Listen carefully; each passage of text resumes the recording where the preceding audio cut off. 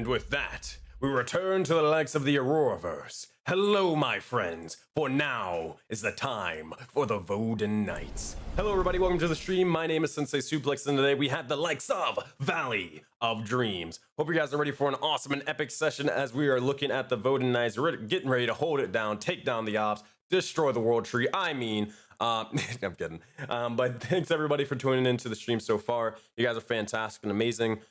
We don't really have any announcements today that I can think of. Besides for Voden Fables, we do have the quest posted and more. If you haven't checked it out also, we were live earlier this week, or yesterday actually, on D20 Deathmatch for the likes of, or the Grandmaster's sort of origin story. So be sure to check that out if you ever get the chance. We're going to be live again 2 weeks for that, or in 2 weeks for that. We have a Voden Fables game. We have two, actually. One on Thursday with the Hellish Gem finale. And we also have the likes of Voden Fables Deadliest Game, ran by Ducky or Ilva as the quest giver. So be sure to look for that, or forward to that in the future. And with further ado, we're going to jump straight into the likes of today's session.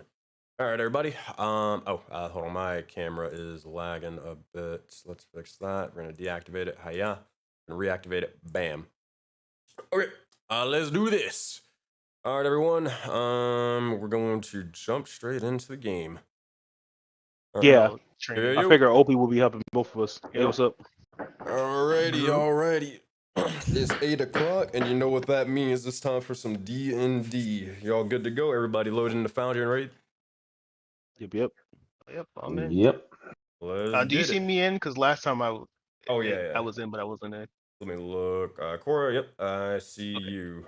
Waiting on Azora to get in, but I mean, that's fine. We can just start everything else in the meantime. But all right, so as I mentioned before, there is no intro today, but I will describe at least the scene on where you guys are going to be starting off. Now, just to make sure and confirm, you guys are okay, like, with starting off in the likes of the war room and having a bunch of the NPCs kind of lined up outside of it, or is there a specific place that you would like to start off beforehand? Yeah, again, Azora just wanted to do the thing with the knights. Mm-hmm. But then after that, yeah, I think everyone's gonna presumably take a long rest and then be waiting in the war room. All right. So the thing with the knights, is that going to be in the war room, or is that somewhere else? Just in case you go left. So that was gonna be like either when we were leaving the R&D or we was headed to the kingdom, like somewhere out, slightly outside, just in case it went left. All right, gotcha. We can get something for that real quick. Let me see. Enough on Fables, Valley of Dreams. We can use. I have this sort of thing set up. You guys cool with the same forest with where you interrogated Mama Murphy? Like outside over there? Yeah, that's fine. All right, cool. Cause I already got that set up anyway. Yeah, this would be just like right before we go back to the kingdom. Got it. So with that, as we continue on, let me explain exactly what you all see and where you all are at. First things first, let me grab Bard Bot and tell it to play this.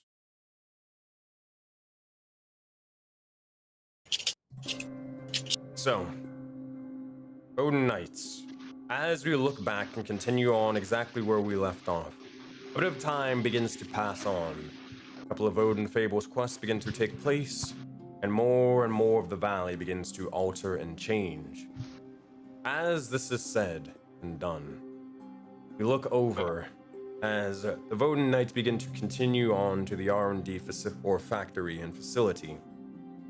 They begin to drop off the likes of Mao, as well as Mama Murphy, and handle everything that they would need in that area. Taking care of business, talking a couple of smaller details. They eventually begin to head over back towards the Mushroom Village, their Myconid home. Eventually, as they begin to do so, they get ready to take a small stop in the likes of the forest. Forest outside of the village, but not too far away from their home and into foreign territory. As they begin to do so, we look over and we see the likes of Azor Lunista, Go over the meadows, Zaman Unme, Korra, War Chief Agni, and the likes of Adidark, all gathering forth, along with the rest of the Urikage, and more. The only individual that seems to be foreign in the likes of this land be the likes of Strange Corruption Knight, still unconscious, still in your possession. But you're free to do with them whatever you want, as the Urikage are here to be able to dispose of them if need be, or at least capture them for further questioning in the future. Before we go into that, let me change maps for you. And Zora and Agni, you both get inspirations from chat. Thank you.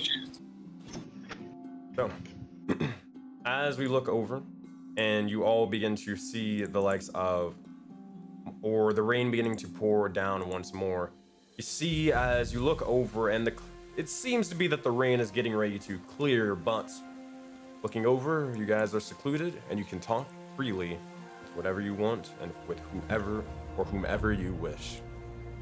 Just real quick, we took 2 of these guys away. Only one of them was able to survive, remember? The other one got blasted by the cone of cold. They got straight up executed. I thought we grabbed 2, but all right. I thought the one near the boss, and then the one we had. It wasn't them. It was actually they would be here as well because you didn't mention anything that you would do with them. You could also have one of the hostages that they took. That's who you're referring to. No, the hostage. All right, okay, we'll go with this. All right, so so Zora would look at this knight here, and she'll ask everybody if you all can please back up. I'm going to attempt something with my mark on this thing.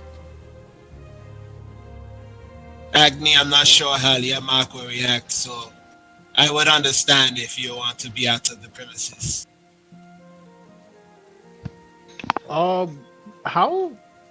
Where are we at exactly? We're on the way back to the kingdom, essentially. Yeah. I'm just asking, with her saying that, like, can I just like go to the village just to get away from whatever she's about to do? I don't know where. Like, I'm like 5 minutes away or something. Mm-hmm. You can do that if you wish. That's up to Zora if you had something to say to everybody or not. But also for clarity on this sort of thing over here, Inoki basically has the commoner. They're not in the scene, that's why they're off the map. They're more so like kind of looking over them, making sure they're safe, protecting them right now. So they cannot hear, see, witness anything that happens here. She'll say, well, we don't know what would happen if I activate it. In order to avoid any, well, I should say, unsavory positions. It's just a suggestion that you back up. If you feel better going to the kingdom, that is also okay. I do have one more out of game question. That area we were at, did we get anything before we left it? I think it was all like corruption, so I don't think so, but I just want to ask before I forget. I wrote it down. Looking into that area, scavenging it? No, you guys didn't. Were you trying to scavenge it?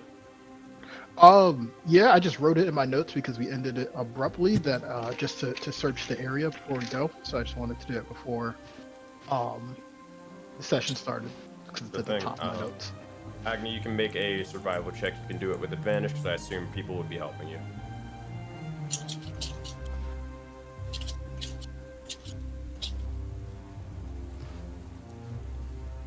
All right, 21, you got it. So with the 21, you would be able to gain the following. So this is going to be, I need you to roll 3d6 for this one. So 3d6 plus 3. And then for another one, it's going to be 2d8 plus 2. It's going to be 12 stocks of medicine and 11 soul coins. Is there anything else over on this map? And then just 1d6 plus 1. and then 4 materials added on top of that. Yes, sir. Okay, so after I guess Azura says that to Agni would nod at Azura and just say to her, "Whatever you do, don't put your life in jeopardy for this thing. I trust you will make the correct decision." She'll nod and she'll say, a long time ago, came to my attention that you were able to control, and she looks down at the corrupted knight, control something about the affliction upon the ops. Perhaps with my mark, I can relinquish them from it. Yeah, see. You still working? What did Daddy say?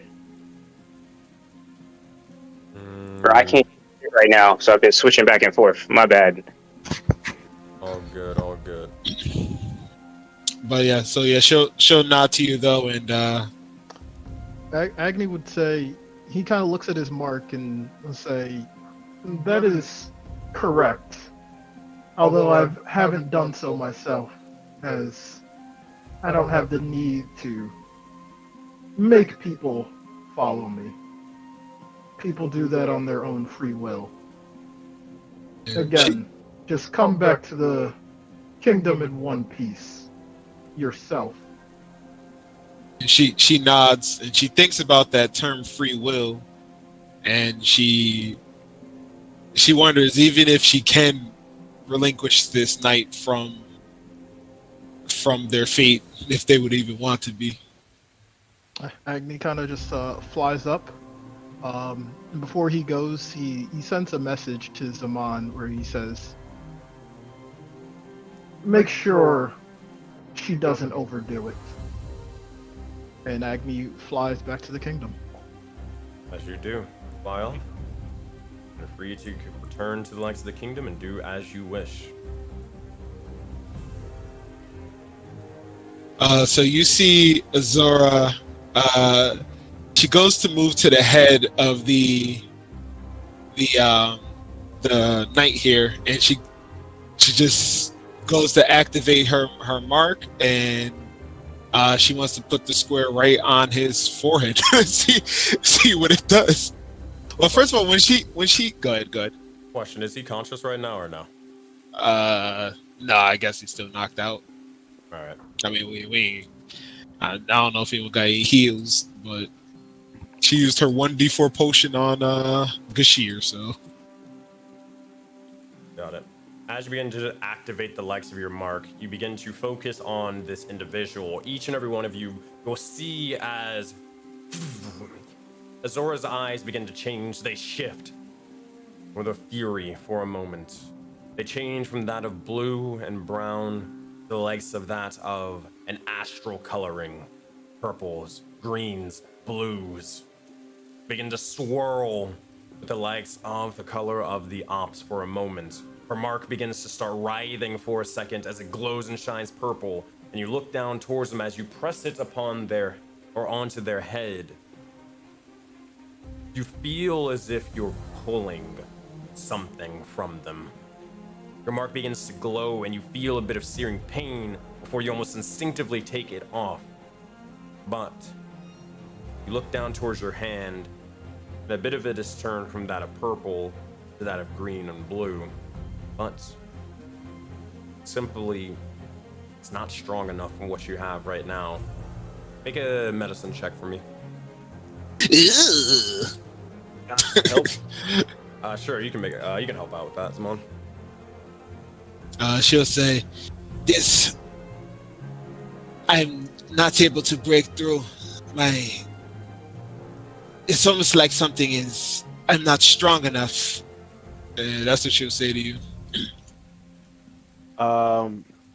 Zaman will say, "This could be dangerous, but it was highly effective with Goa. Maybe if you use a mana crystal, you can get the power you need. Oh boy, yo, what did Agni tell you, bro? He's in Christ, bro. He's in Christ. All right, first she's just gonna make this medicine check real quick. All right. 18. 18. Look over towards it, and you see as the individual, well, I have good news and I have bad news. I guess they kind of depend on how you look at it. The bad news is that, well, the good news is that Zaman is right. So look at that however you wish. Looking at them, it seems to me that your mark is lacking more of a power source to kind of enact whatever you're trying to do. Oh man. But the bad news is that's not it. As we're looking over towards the individual, it seems to be that you're trying to pull from this creature, but there isn't much to pull from them right now. They're in an unconscious, dormant state. Looking at it, they don't sleep and they don't dream. You look over towards them and you see as they're actually shaking in their quote-unquote slumber. You see as they begin to start almost throwing, not necessarily arms or anything like that, but they kind of toss and turn in the likes of this unconscious state. Eventually you would have to tie them up after a bit of time, and they've been doing this, well, throughout the entirety of it. Well, here's they mumble, nothing intelligible, but Zaman, with your bit of insight, Cora, your bit of insight, both of you make, hold on, would you be able to put, I don't think you'd be able to put that together, but Cora and Zaman, between you, no roll needed, they're not having a dream, they're having a nightmare right now. And they seem to have been having a constant nightmare since you knocked them out. Azora will take out her rope and begin to tie him up, and as she does so, she'll say to Cora, "Cora, please awaken this one." Essentially, like healing word, whatever you got, you know, just bring it back to consciousness, and then she's gonna crush that mana crystal. George is helping with the tie down, and he looks at Zaman and shakes his head a little bit, and he looks at Azora and be like, "Be safe, quick one." That's it. Precautions. Out of curiosity, if I wanted to, I don't know, like grapple her to the ground if things go bad, can I use that birthday nat 20 to make sure it happens? How does that work? Oh yeah, yeah. If you sir, hold on, make sure. Your birthday is this week. Bro, I wouldn't lie to you. Do I look Both our birthdays this week. Yeah, do I look Zaman? Why would I lie to you? Goddamn, Ari, this is news to me. Didn't say shit. So we back to back this week. Wednesday and Thursday.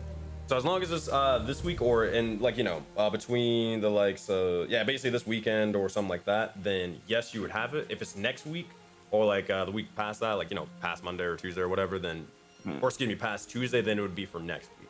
Now the way it works, basically you just say, hey, I'm gonna ready an action, and then you can, it's basically like inspiration, so you don't have to just use it. You can roll and then use it if you wanted to. So that's basically how it works. And then to the extent of things I can do, like, so let's say hypothetically, I wanted to, you know, remove Zaman's arm again. Could I use a nat 20 to do that, or is that just like out of control, like not even possible? It'd be probably not even possible, mainly because it'd be. No, let him do it, bro. Let him do it if you want to do it, bro. Let's get focused here. All right, so yeah, so she's gonna. That was like, I'm just trying to understand the strength of this nat 20. That's all. Yeah. It's basically you get the highest possible result. But go ahead. Oh, and last sort of thing, Gore, you did receive inspiration from chat.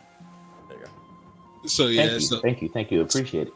So as Gore's helping her tie him up, she's gonna reach out for a crystal from Zaman, and as soon as Cora wakes him up with a healing word or whatever, she's gonna crush the crystal into her mark and then try to place it on his forehead. All right. Zaman would say, Kwa, after you hit him, be prepared to contain any potential repercussions from doing this. She would not. She will put her thumb on his forehead and close her eyes, and then he gains 7 health.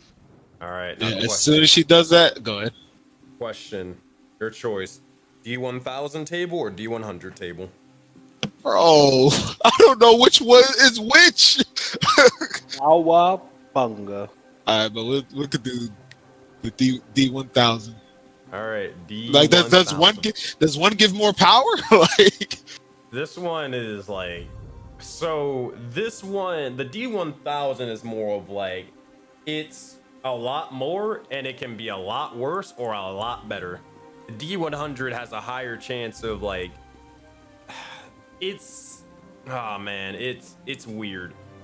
There are some that are like the worst on the D100 table, and there's a bit that's like, you know, for the most part, okay or good. A lot of the D1000 are just stupid funnies, but you know, also at the same time, Korra became immortal, right? So it's like stuff like that. It is. All right, so yeah, we're gonna do the 1000. Let's just press the crystal and go. I'll cast guidance on Azora as well to help if I can. All right, you got it. Guidance on Azora.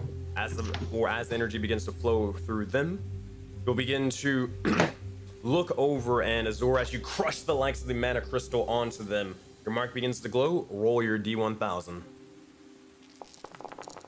536. 536. All right. Come on, bro. Chill. Chill, bro.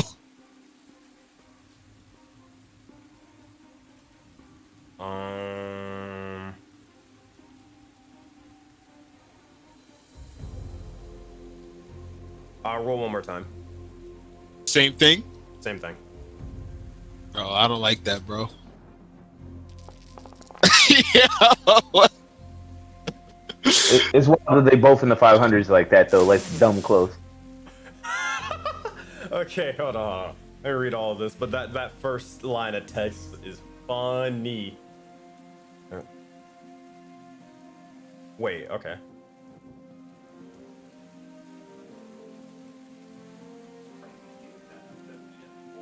Huh. Uh-huh. Okay. How the fuck do I word this without you in this? Okay. I'm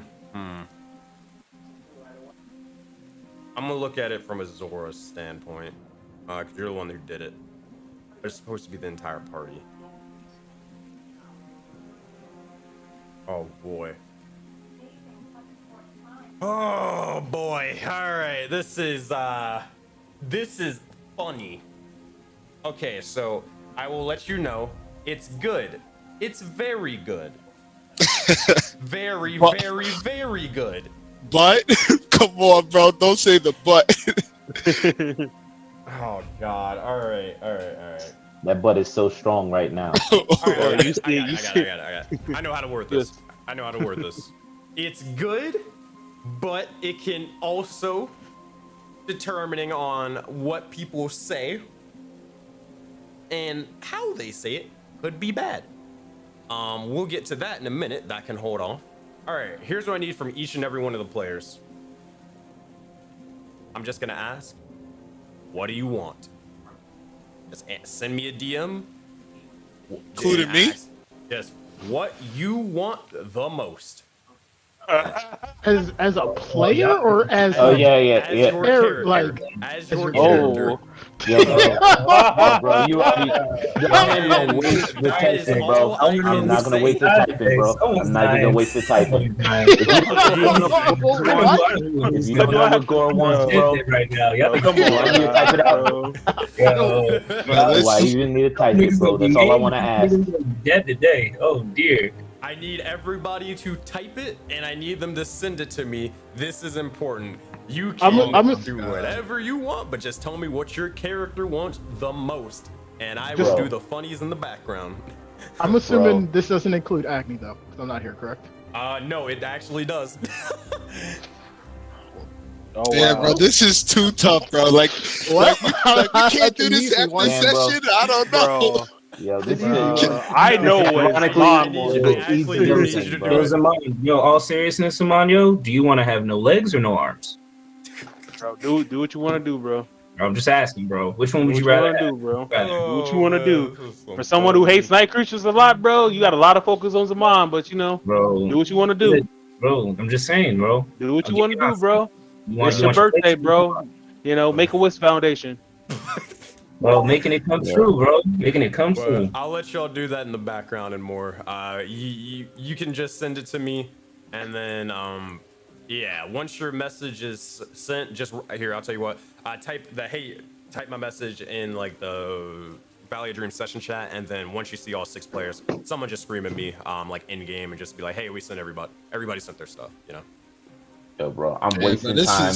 this is Wasting tough, time bro. even typing, bro. All right, can Wasting I time wait typing. So till easy. can I wait till we're in the war room talking so I can think? You can do yours later, but yeah. In the meantime, Addy Dark, you did get inspiration. Oh, did I lag out of Discord? I lagged out of Discord. Hold up. Oh, Discord, yeah, all the way. Because this is tough, bro. Bro, this is You know the what? Fuck easiest it. thing Fuck I've it. ever done in my life. Bro, so easy. This shit Yo. is a Bro, I joke. hope you're ready to roll initiative. Y'all ready to Yeah. roll some initiative? Bro, my joint is super sent, bro. You knew what it was before I even sent it. At least it was an easy decision to make. It was very easy. The easiest decision I made all week, bro. Wait, what? I'm still thinking. Hold on 1 second. That Discord. Oh, Yeah, right. Yeah, I sent mine. That's tough. It's like 3 things. That's why. let me fix that. Bro, I thought your big thing was There you go. something to do with your clan, bro. All right, but we can deal with that in the background. Bro, and all her that sort of robber stuff. car's cool now, bro. So, Azora, as you begin to crush the likes of the crystal on this individual's face, your mark begins to glow and begins to start consuming and enveloping not only you, but also the likes of the entire bit of corruption amongst this individual. It begins to start flourishing, and though they were only slightly tainted, you begin to notice as it spreads more and more and more and more before it begins to entirely consume them. Azora, you feel and you hear multiple voices beginning to enter into the likes of your head, almost barreling and throwing, jostling it around, or throwing around the likes of your consciousness.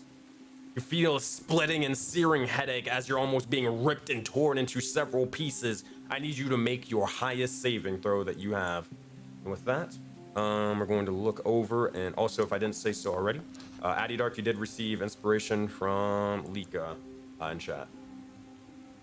They said happy birthday. There you go. Much appreciated, much appreciated. For all those wishing me happy birthdays, drink the finest cup of coffee you can find tomorrow. Isn't it already tomorrow for mad people? So, 21. As this is said and done, you look over. You see as... oh boy. Yeah, you guys didn't necessarily take him. Probably this would happen. You look over and Azora, your voice seems to, or your throat kind of feels different, and seems the voice has changed slightly, carries weight. It is powerful, more so than ever before. You look over towards each of the knights and all of your allies, and as this is said and done, you see and look at each and every one of their flaws, whether it be in combat, whether it be the likes of outside the means of combat. You know exactly what it is, and you know exactly how to strengthen it for a time. Even if it is only for several moments. Or you, my friend, gain an ability from this creature. you, as you have activated the mark and consumed some of its power, you have gained the Corruption Knight's leadership ability. Oh shit! It's purple mark lit. Let's go. Yo, send me to the nuke corruption. Where's the nuke? Where's the nuclear corruption? Azora's gonna be like fucking Peter and Heroes, bro. Just go straight to the Zhao Dynasty and blow up. But alright. Here's what the leadership ability does. Nothing super crazy, but for 1 minute, the knight can utter a special command or warning whenever a non-hostile creature it can see within 30 feet of it makes an attack roll or saving throw. The creature can add a d4 to its roll, provided it can hear and understand the knight. A creature can benefit from only one leadership die at a time. This effect ends if the knight is incapacitated. You have this, well, you actually don't know how long until you have the ability. But the other thing is, you notice as the knight who was only half corrupted, they're now slowly being fully corrupted. And they are losing all rhyme or reason and all bits of consciousness rapidly, only having about a minute or several seconds left before they are completely consumed and turned into astral dust. Yeah, Zora will ask him, Can you understand me still? Join. Yes, I join us. Yes. Why were you taking the hostages? You'll see as they begin to speak, make an intimidation check, Azora. As they look over and they just begin to just swipe out, kind of over around, but Gory. Okay, I don't know. Yeah. Yo, take that first inspiration, bro. Re-roll that, please. Not the DM's joint, the other joint, please. Yeah, you got it. The other one, all right. 14, you got it. Gory able to hold them down as you kind of have them already restrained as they try to swipe out towards Azora or anybody pretty much. With a 14, you'll see as they look over and they begin to say, in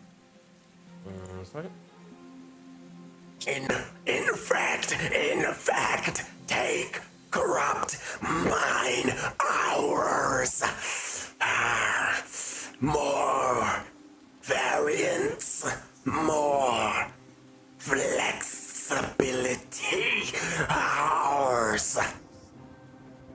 So just out of game. So essentially saying they take people to corrupt them to add more like flexibility and adaptability to the corruption's ranks.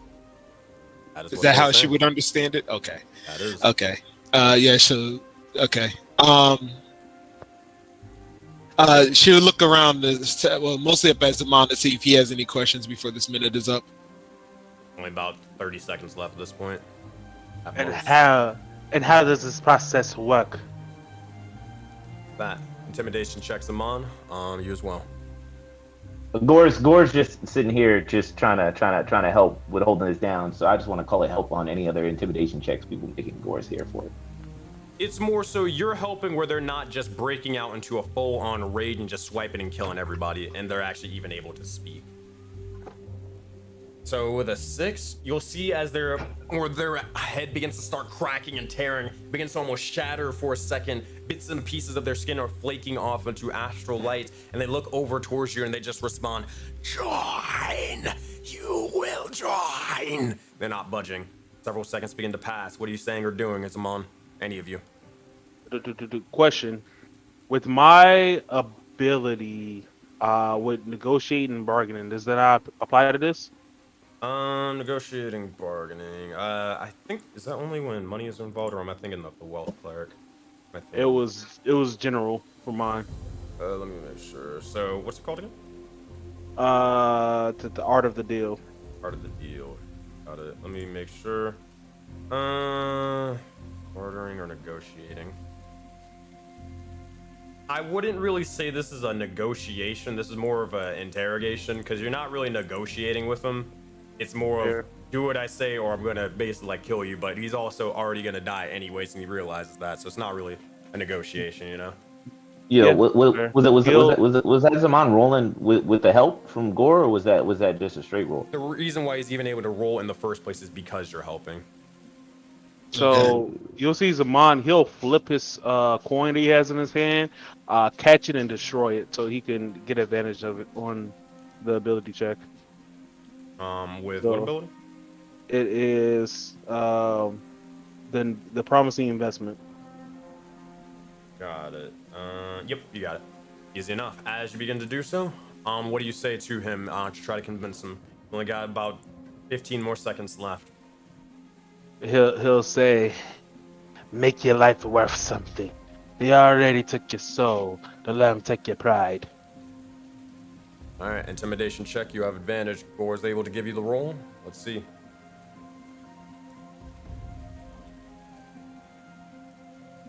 Advantage is all. Mm-hmm. Better. 17, and make sure I got this right. What were you asking me again? What was the process of them turning individuals into the corruption? Gotcha. We take who we believe to be interesting candidates, hate in their heart, brewing with creativity, destruction. We find, we capture, and then we corrupt. Interessante. And with that, you see as the corruption begins to fully turn, and you see as it loses all rhyme or reason. It is still alive, but if you want to, you guys can kill him. Yeah, Zora takes out her blade and just lobs off the head. Yep, knows it is. Shatters forth. They are dead and defeated, no longer alive.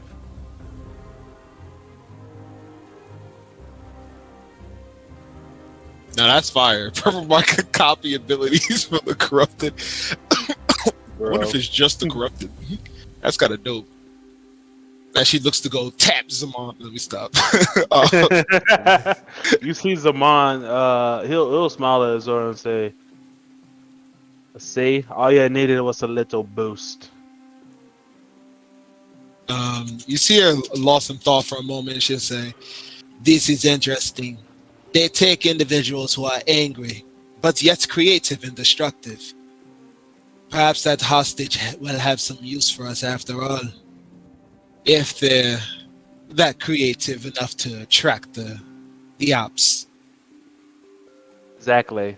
I'm curious how they are able to pinpoint these individuals, but that's a discussion for a later time. Agreed. And I think that's it. Unless anyone else has anything, she's ready to head home to long rest. All right. I'm looking at what everybody sent. Oh boy. And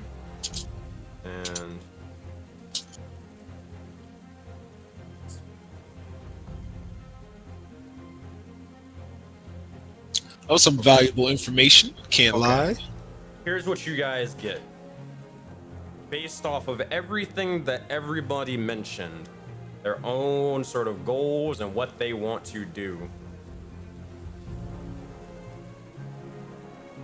Or probably, it's probably Zaman, or actually not Zaman, it would probably be Cora for this. Cora, as you're walking, you kind of trip up on something. And you see as it begins to form, this is kind of like right when you're walking away to go grab the others or do as you do. Right about over here.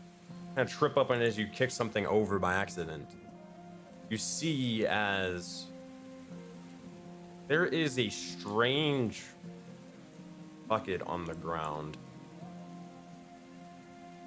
Look over towards it. And it seems to be completely made out of almost an obsidian ore. It is finely crafted and more. It is ever strange, but looking over at it, you see as it contains a hefty amount, something inside. As the weight that sort of tipped over when the likes of you knocking it over, it was heavy. Looking over towards it, you see as something begins to sizzle and start burning.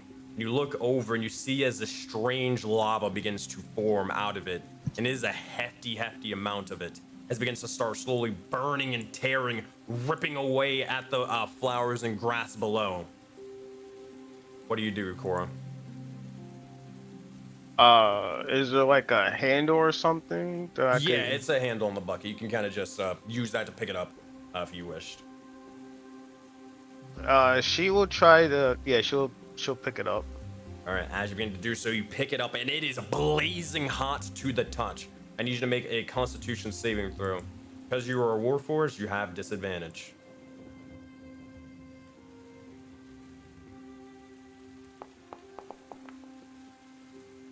And then one more time. 6 and a 10, it's not going to cut it. As this begins to happen, your hands and your entire metal skin begins to start burning away. You want it? Wait, hold on. Stop. You want it or not, bro? Just making sure. Gotcha. I say you save your inspo. You got it? Alright. So, Cora, you take a total of 3d4 fire damage, a total of 11 as you start burning, or as your hands and more begin to start burning and searing for a second. You're able to still carry it, but you're not going to be able to hold on to this for a long while. Looking at it, this seems to be...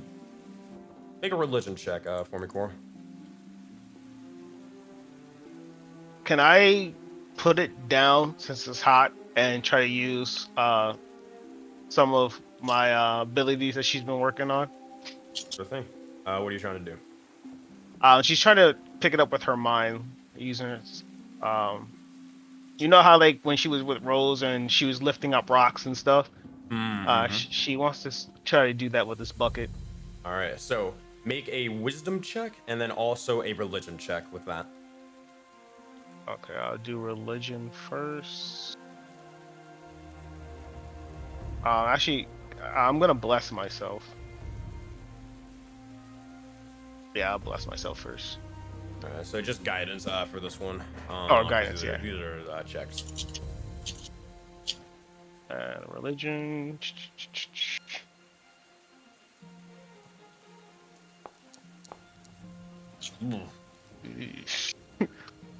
Try it again. Oh, well, she don't know shit. Yeah. And then the second one was a wisdom check, not a religion check. Oh, my bad. All good.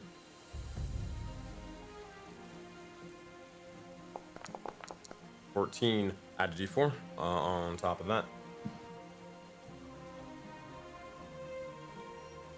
4, 15. 15. All right. As you do, you look over towards it. You're not entirely sure exactly what this lava is made of, but it's definitely not normal. You're at least able to get to that with the 2, even if it is not 1. Looking at it, though, it seems to be, as you begin to focus on your mind, begin to try to raise it up for a second. All of you begin to notice as Cora's eyes begin to start flickering into this green sort of coloring for a moment. And as they do, you notice as the obsidian bucket begins to slowly rise forth with whatever lava is inside. That you don't have to continue grabbing it. You're able to sort of hold it there, but you're concentrating on this sort of endeavor for sure. Do we see that? Yes. All right. I mean, well, since we just got that, that red triangle about, such things from Graz, I think we could have. I'm not sure. I'm not sure if that's where it came from, but no, she sent us crystals actually. Yeah, I mean, well, let's get it. As Zoro said, whatever that is, let's just get it back to the kingdom. It is not the thing from Graz. Yeah, It's I just realized that. It Yeah. is a bigger bucket, and it has tons of lava. Specifically, a gallon of it. Yeah. So either way, she'll see that type of lava. She understands how weapons are made. She'll understand that's probably something Agni would love to see. You also is look it- over towards it as a note. The bucket seems to be. You remember when Fabio was here, and you remember how they eventually were becoming transparent and such, and eventually faded. The bucket is doing the same thing. So How, I how was far are we here. from the kingdom? It's a hop and skip away. You can easily get there. Cora's gonna go straight to the kingdom with this. And she's going to send a message to Agni saying to meet her at the gate. She has something for him. Got it. What should we bring it straight to the smithy? She's gonna give it straight to Agni. That's what she'll give it to. You think he could carry that? Like Well, you? no, I mean like she's going to have Agni meet him, and wherever Agni says that they're going to drop it off, that's where she's going. Copy. Yeah, so we could rush off to the kingdom. All right. Question. What exactly are you're using the spell Sendin? Yeah. And what exactly are you saying? To meet her at the gate. She has something for you. At the entrance. She don't know where the hell you went, so he's saying meet her at the entrance. She's on her way. Okay. All right. As you do, send the spell off, and you continue on. Now, Cora, you're headed to the kingdom. Is anybody else headed to the kingdom, or is there anything else you guys are doing? Yeah, definitely headed to the kingdom. Yeah. Going back home. All right. As this is happening, Roz is going to kind of stop. Or go ahead. Wild mushrooms I could pick for eating later? Make a survival check for me, Adidart.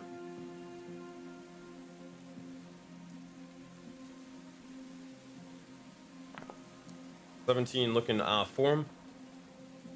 You find one. It's not many, but you do find one stranger mushroom that's kind of growing off to the side. Seems to be purple and white coloring, almost similar to the likes of Gore's hair. Little purple splotches onto it. You can pick it and take it if you wish. Picking it, taking it. Got it. And with that, I will add.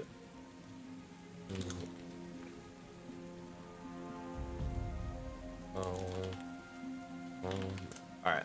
And you can add just purple and white mushroom, or just keep into your inventory, or you can just keep a mental note about it.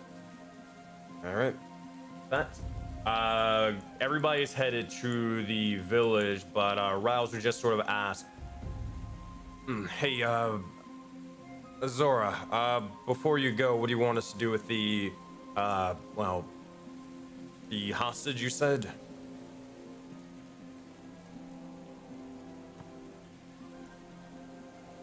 You're muted. Okay, you're muted on. Watch. So there you go. Watch over him for the night and bring him to the war room in the morning once we all rest.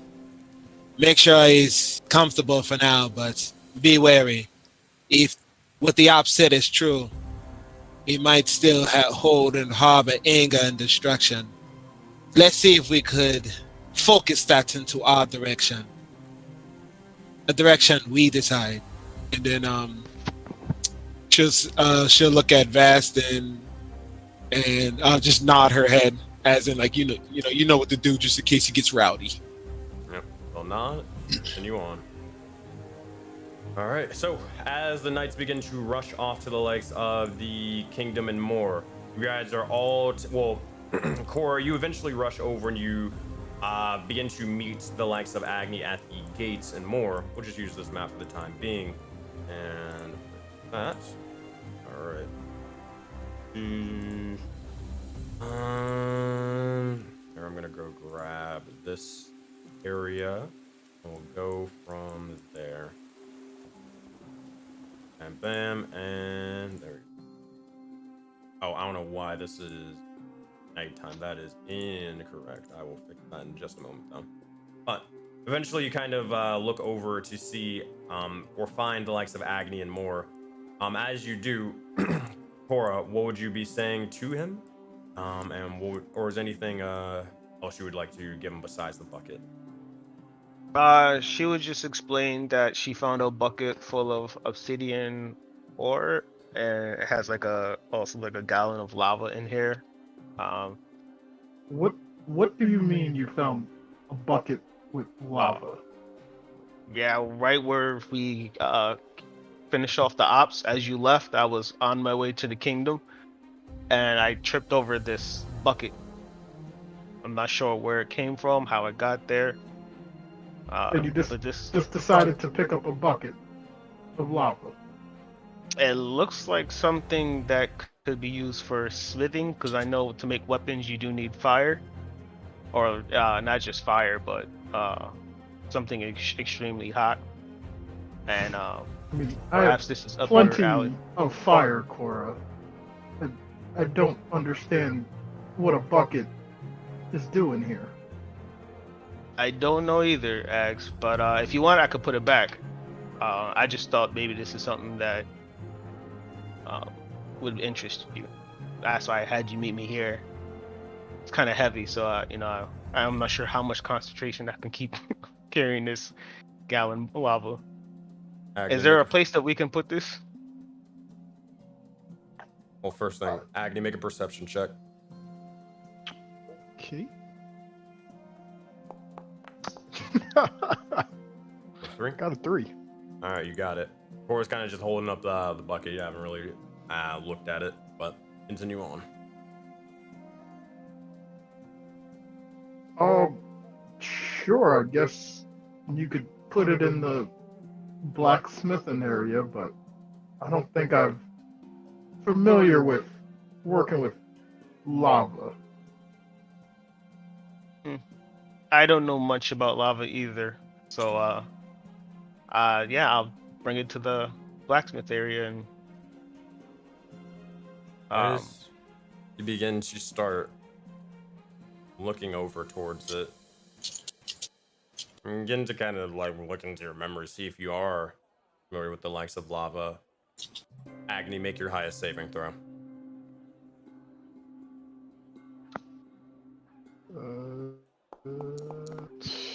It's one of those days, I see. Anything else to add to it, or is that it?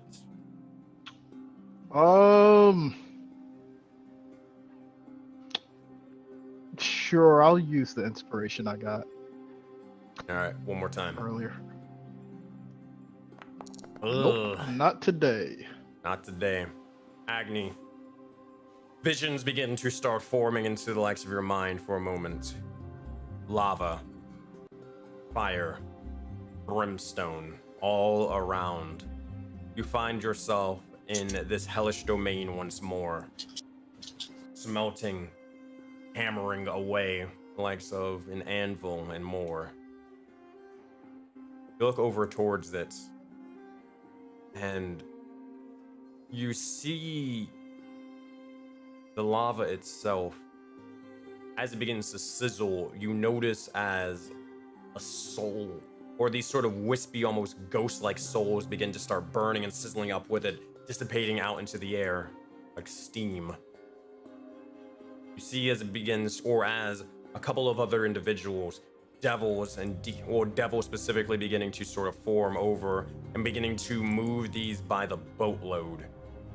Begin to all start placing it over in this strange shop of smith, a forge. See as you are not alone, however. There are other individuals there as well. About several in particular. Make a perception check for me, Agni.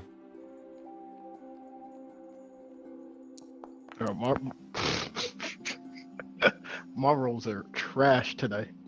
Differing shapes and sizes, nothing too particular that you can kind of notice, besides they are devilish or fiendish in nature, for sure. Regardless, you continue on doing your work, and you see as they begin to carry bits of this lava into or in and then by the boatload, begin to take it and use it to work with it. Eventually the visions begin to end, they fade, and you find yourself staring off at Cora.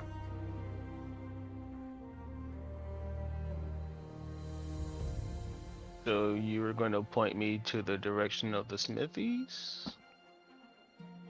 I'm surprised You don't know where it's at already. I But haven't you spent could- time over there.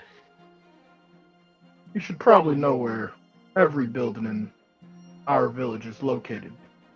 But you can come with me, I'll show you. Wait, who is that? Oh, that's Kaya? Oh my god, I've never seen this art. Raven did his art the other day. She's working on Zoe right now. She's got the sketches at the moment. Okay. Huge difference. Huge difference. Huge difference. I will just drop this bucket off at the blacksmithing room and I guess wait for everyone else's return. All right. So, as you begin to do so, you drop off the likes of the bucket, and you guys continue off to the likes of the rest of the village and more. Eventually, as you do, question: you guys are all taking your long rest and then meeting up in the war room, right? All right. So if that's the case, if that is the case, then eventually you all, one by one, eventually fall into the likes of your homes and more. I have one quick question about this. Like, okay, it's lava. When lava cools, it gets hard. Is there any way to like put this, I guess, next to like the fire so it like stays hot if possible? Looking over at it, it does not. It is not basically hardened. It stays as hot as can be. Interesting. Okay. Yeah, I have questions. That's fine. That's fine. Right. I can probably go to sleep just kind of thinking about that bucket. You will notice as bucket itself, it begins to grow even more transparent than it was only several minutes ago. You've been noticing Cora as it has been doing so even like while you're sort of traveling. But that will be it. Continue on, and eventually, as you all one by one find yourself taking your rest and more, you guys can all gain the likes of your long rest. Eventually, as you do, you're waking up with the likes of a new adventure and a new day of work, also defending the village and keeping things at peace for now. One by one, you all begin to return and begin to head in for duty towards the war room. But beforehand, is there anybody trying to do anything? Yeah, I just wanted me and Cora to make our rolls for potions and poisons. Got it. All right. As Zaman and Cora will probably be the first ones waking up anyways, it makes sense. So, Zaman and Cora, here's what I need. You need to make your medicine checks for all the things that you're trying to craft. It should have the DCs there, if not mistaken, or if it's maybe a singular D. Yep. I thought poisons were survival though, and then it is. potions were medicine. All right. Yeah. Hold on. Actually, is that correct? Hold on. Make sure. Potion making. Blah blah blah blah. Proficiency. It would technically be medicine. Well, it's really a poisoner's kit is what you need. Healing potions are medicine, so if you have a poisoner's kit, then that's what it would be. It would be wisdom plus your proficiency modifier. So I guess wisdom saving throws if you guys are proficient in it, to keep it simple. All right. All right.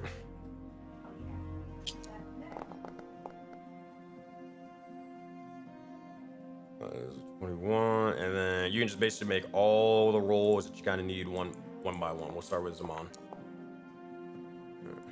I didn't do that on an advantage. One more time. There you go. All right. Yeah, it has all the DC labeled out. 10, that will fail. Natural 20, 26 will succeed. All right, so that's 1, 2, 3, 4. That'd be about all the time you have to make potions, or make your sort of fill, because you only have 4 hours, and each one will take an hour at least. So which ones were you making with those? Just to make sure. Copy. Yep, I was making Essence of Ether was the first one. and then 2 truth storms and an oil of Taggart. So the truth storm DC is 15. The essence of ether is 20, and the oil of Taggart is 22. I should be able to add guidance to these rolls, right? Yeah. So you can roll a D. Actually, no, the D4 wouldn't save the one. So you only get 1 truth serum, but everything else you're able to make. Okay, that works.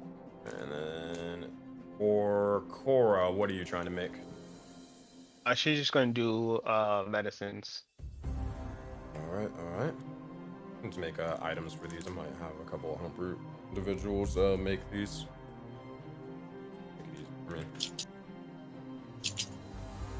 Potions. All right, you can go for it whenever you wish. Okay. No.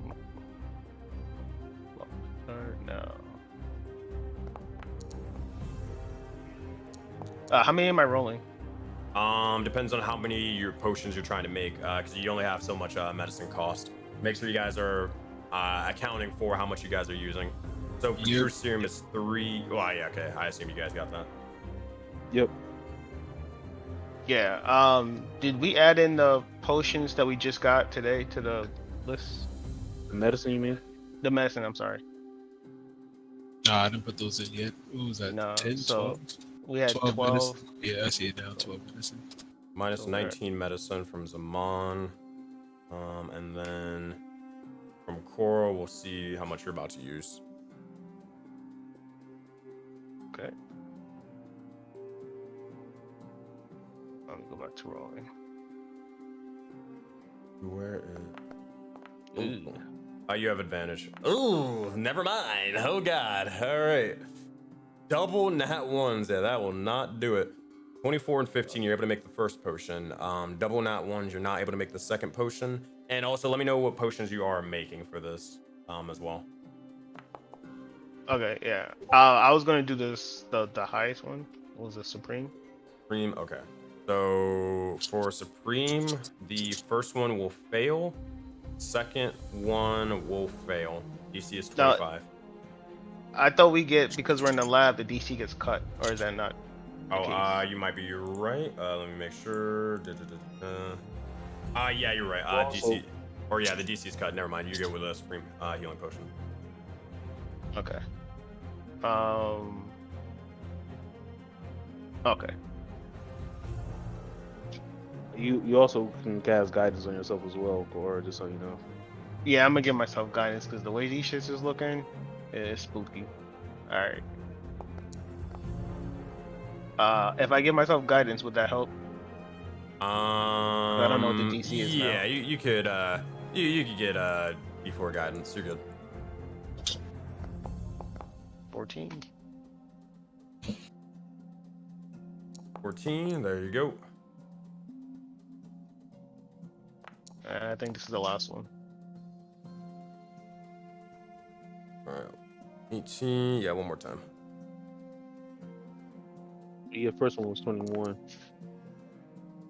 Throw the 21 and 18. All right. Say that one more time. This one's going on. I said he rolled a 21 and an 18. Gotcha. I rolled a 24, 15. Those should pass. 21 passes. 18 passes. 15 passes. All right. Another 15 passes. Easy enough, as you do. You're good to go.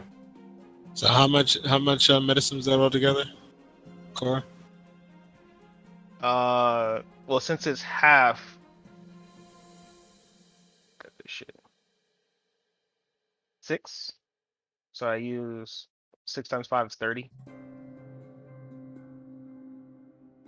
30. Yeah.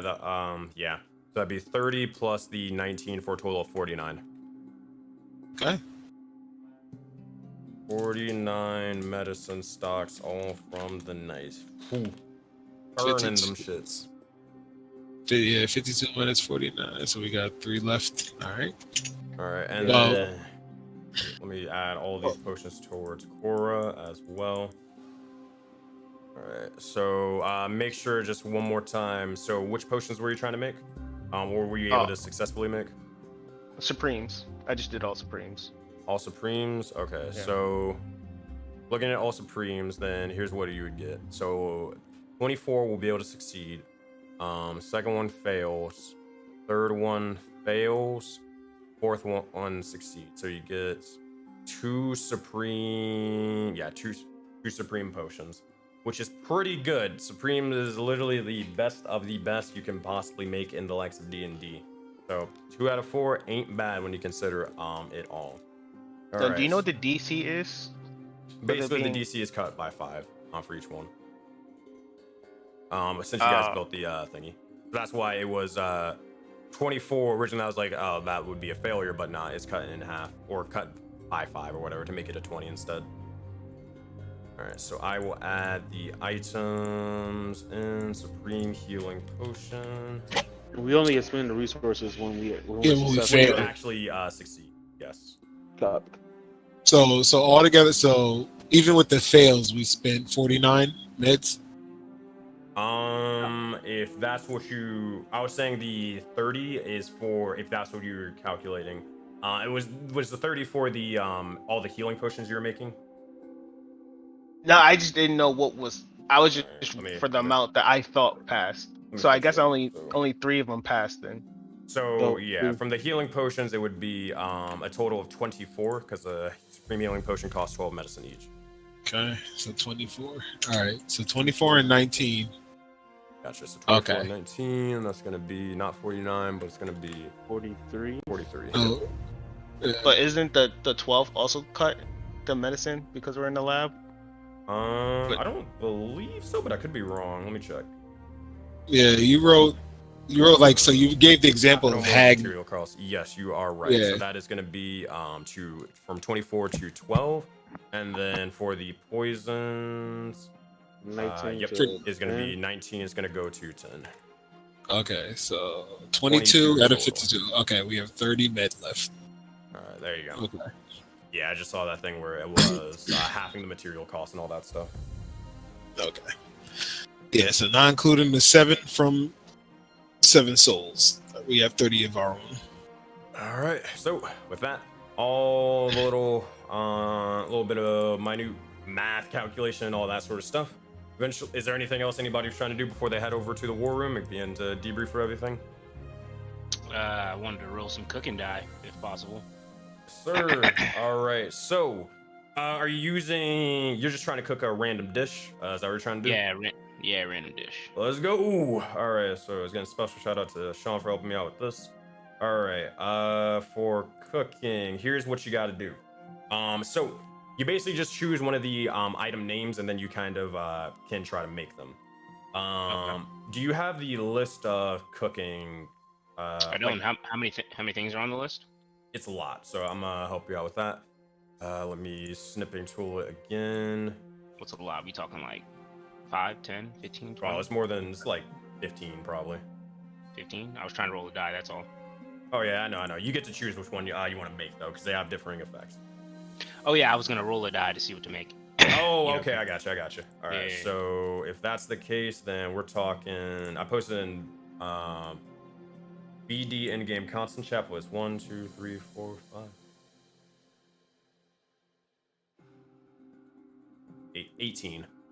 18? I can Alright, I can type that up for you. 1D 118. That's gonna be a 9. 1, 2, 3. 9. That is gonna be wild bacon is what you're trying to make. So Wild bacon. So here's what I need you to do. Just make a survival check for me, and we will cook that up if you can succeed.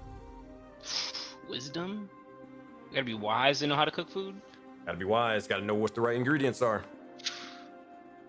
All right. So with the 12, that is able to beat the DC. You're able to cook up some wild bacon. You'll see as actually, we don't have to sort of move the tokens and all that stuff. As you're kind of waking up, you'll see as you begin to get the idea of cooking before a spirit begins to actually form up in front of you. Small spherical individual. They begin to have a little bit of a sort of Chef Boyardee hat and more. They actually provide you with a couple of the pots and pans that you would kind of need for any sort of dish, even providing spices if you even want to get that far. But as they sort of summon this for you, begin to start cooking the likes of it, trying to use any bit of knowledge that you know of the past or anything that you have picked up from the likes of the Were tribes and more. There are 12. You begin to look over, and you are able to cook the likes of wild bacon. Were you able to beat the DC? Now, question. Actually, no. Wild bacon has already been discovered, so you guys know what it does through the likes of all of Soulbound. So, wild bacon does this. Your walking speed increases by 5 feet until your next long rest. I will update your character sheet, and you will have, I think, about 40 feet of movement now. I think you're usually able to. And then there's just one more thing about cooking. Is that like just like one charge? Actually. Say it again? Yeah, is it just like one charge? Is that how cooking works? Yes, I believe so, unless I'm crazy. Actually, no, it is up to your wisdom modifier. What is your wisdom modifier? 0. So it would be only basically yourself is what you can cook for right now. However, increasing your wisdom modifier, making, and I'm probably gonna add this building if it's not there already, by adding like a, I don't even know what to call it, place to cook food. I wouldn't call it a restaurant, but we'll figure it out. I'll probably add it where you can actually, kitchen. Yeah, I don't know, something. kitchen something. But eventually you could probably increase that number significantly. I'll add it to the list of things I'm gonna probably add for new buildings for sure. Oh man, wisdom. Could have been dex, you know, takes dexterity to saute the pan, flip shit, you know what I'm saying? Mix it up. Sadly, it's a dexterous task. Sadly, it's always been wisdom. Always been wisdom. Alright, so number and you said that lasts until the next long rest? Yes. Or until you basically make another dish and then assume those effects. Okay. Alright. Is there anything else anybody was trying to do before you guys get to the war room?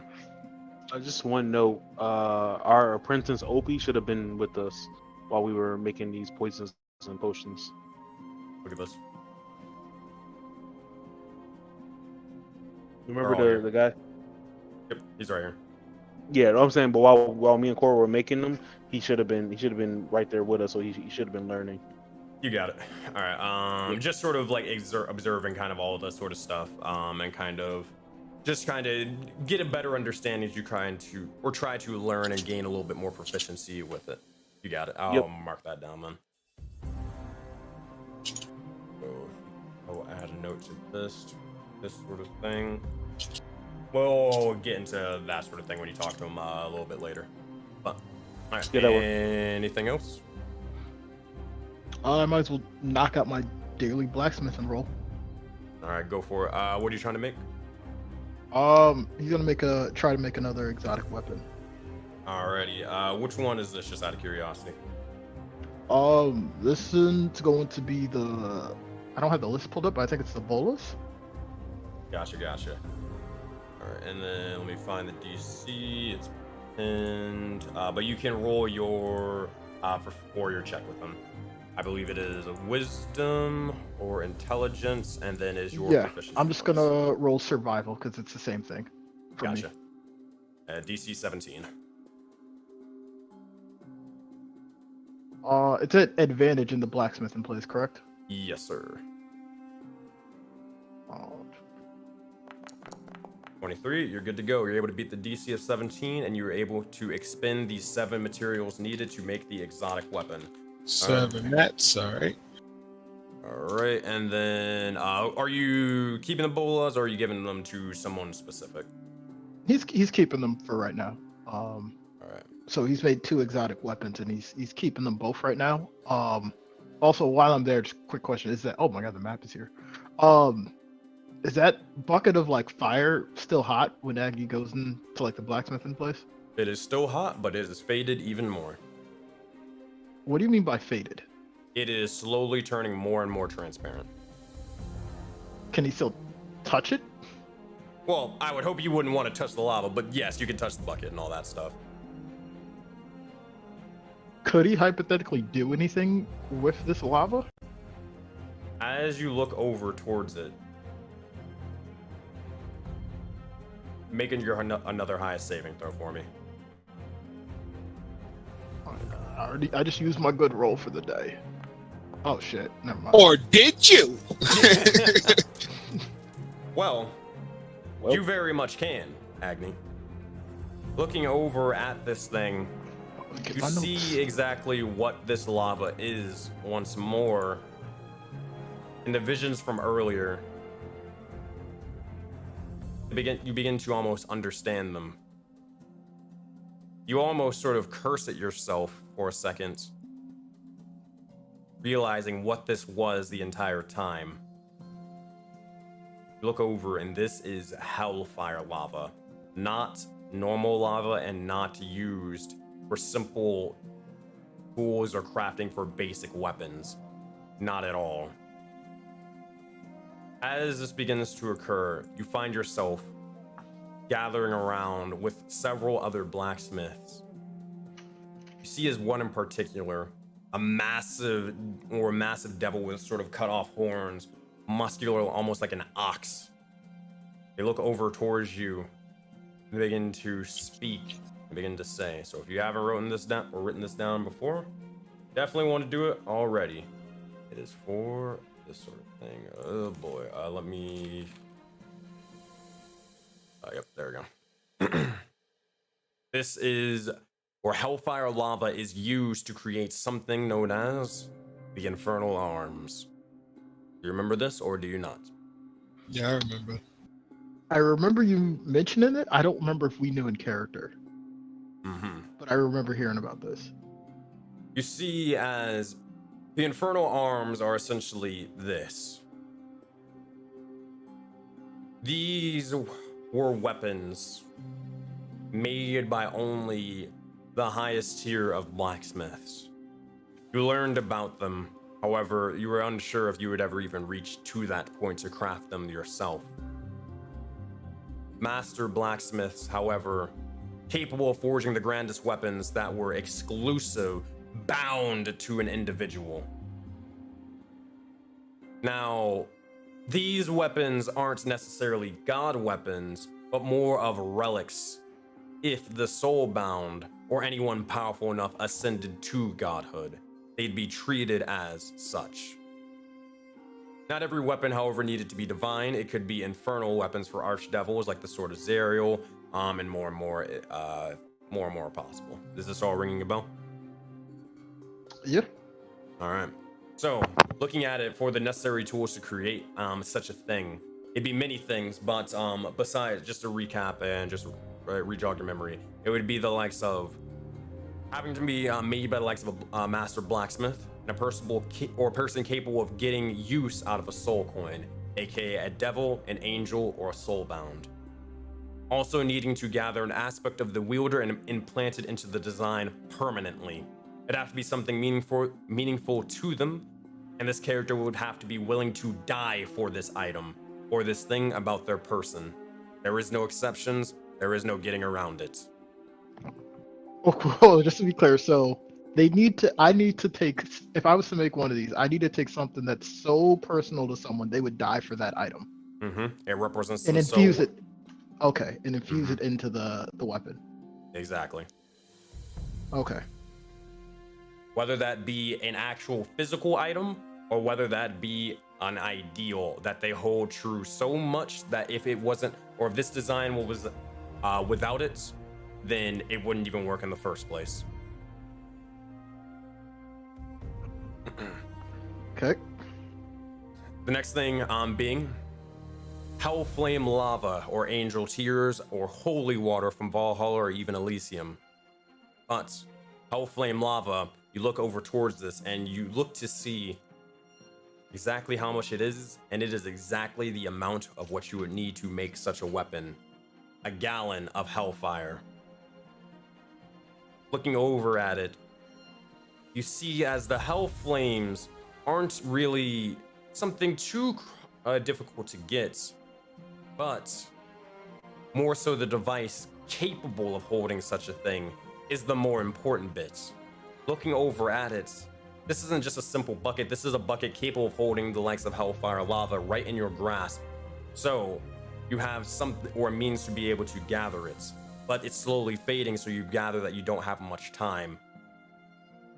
Now, besides that, 55 soul coins are needed to create an exalted soulbound weapon and more. Something capable of killing a god, something capable of killing the likes of the Corruption, the Eclipse, Ra Rakar, you name them.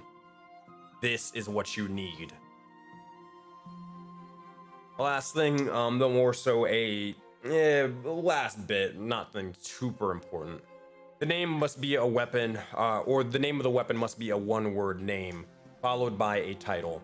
For example, it has to single-handedly represent a character and what they stand for. An example would be Pride, the Edge of Sin.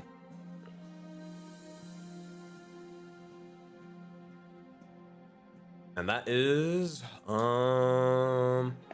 why, or that is a little bit of information on how you'd be able to create one. And that is what you get from your nat 20 and regaining a little bit of your memories, as you were taught exactly this. Okay, that's a lot to write down. So essentially there's... I gotcha. Oh, okay. I think I got it all. But for right now, so there's a bucket of this hellfire lava, fading fast, but in order to even use this, I need to have all these other things, which I don't have right now. Is there any way, I guess, while it's still here, Agni can spend the time studying the design of the bucket to help make it easier in the future? Yes, you can. That is the most important part.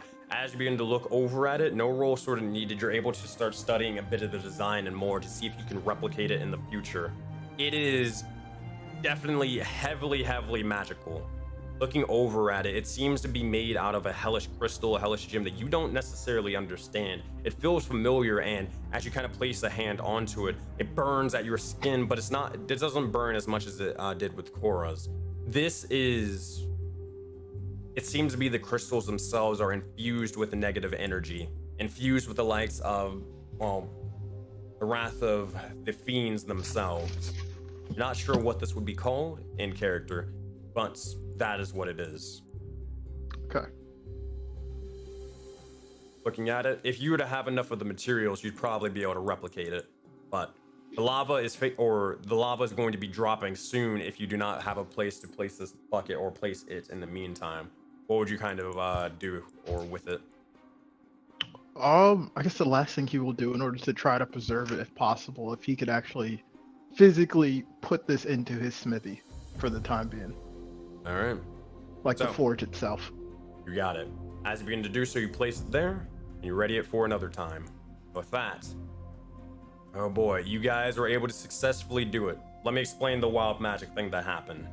Essentially, I need or requested me to ask each and every single one of the players what they want the most. From what you guys all gathered, it involved needing to, a majority of you at least. I have to take the majority. It involved at least slaying or killing or butchering or defeating some individual in some way, shape, or form. Yes, sir! You know it. Sounds about right. Killing someone. I wonder what Korra put. Oh man! In some way, shape, or form, it Killing was Mogus? not all, but most. So, in that case, seemed to be the thing that you needed most was something to actually be able to make the design or be able to use and actually have Agni make the design for the weapons, and also be able to learn what Hellfire Lava is again to actually be able to forge said weapons. So you don't even necessarily have just the bucket, you have the lava to actually make it. Now, all you need is the soul coins, and you can start crafting the first ever exalted soulbound weapon. Copy. Let's do it, bro. Let's do it. Yeah, go for it. And yeah, go for it. I say, bro. We don't have 55 soul coins. Sure don't. Shit. Let's get to Go this for one. it. Oh, 55. Yeah. My bad. On the count. Correction. Wait, who's the businessman? You running the tavern with that count, bro? Nah, bro. Bro, that's why he don't run the Excel sheet, bro. Yeah, bro. I don't touch it, bro. I don't touch it. Terrible. All right.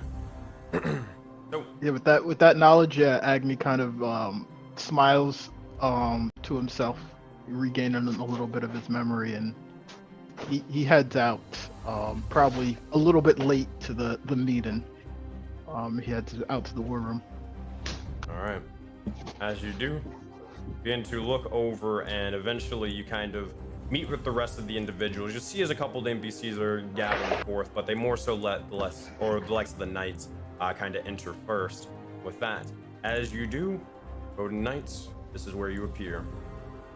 You appear in the likes of the war room and more, and you see as every last one of you are all sort of accounted for. You guys can take your seats and choose wherever you want to be.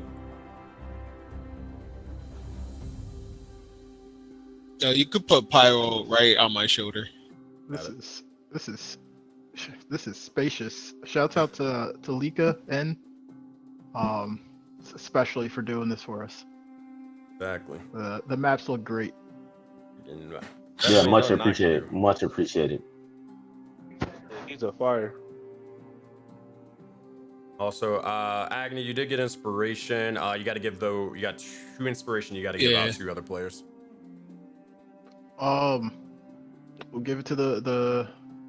Oh wait, no, Tito already has one. Give it to one to Iz, the birthday boy. Here, I got one. Oh. Damn. I think that's... Yeah, Cora used mine. Cora used one of the inspiration. Zaman and Gore then. Yeah, you could give it to Gore. Yeah. Gore had it. Yeah, Gore gave it to Cora. Yeah, I gave it to Cora. I didn't use it.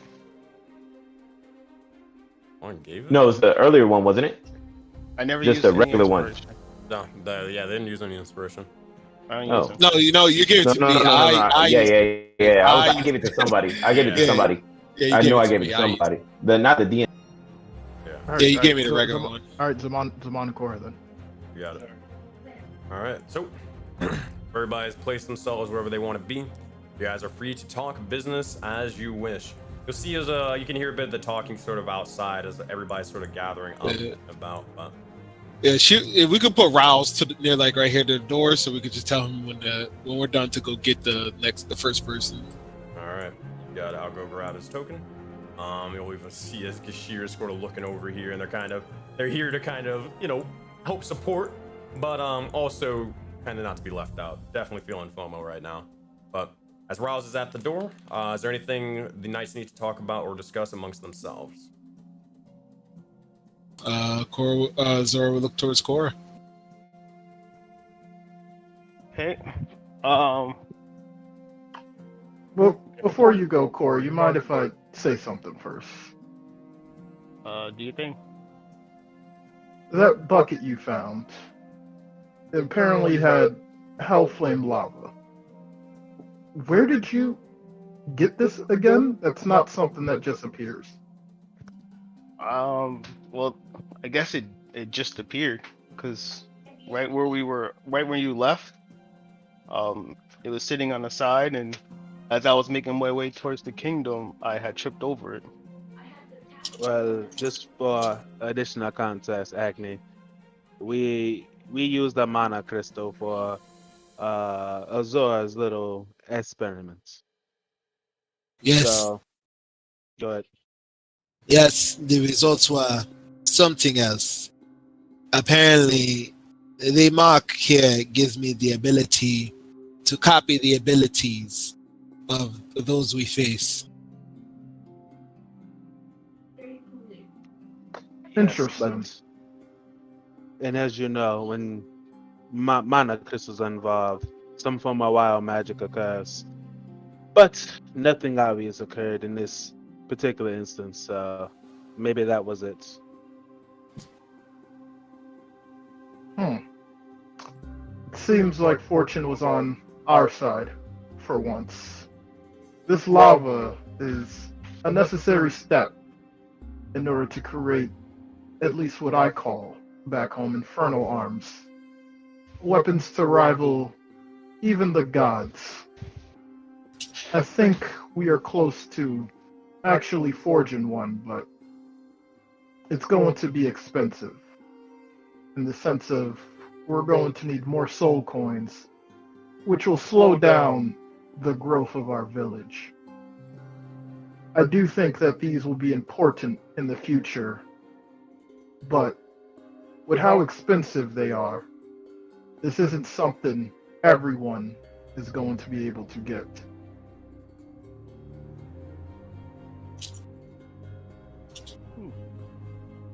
This is something that I will be working towards, and will consult with you all before doing so.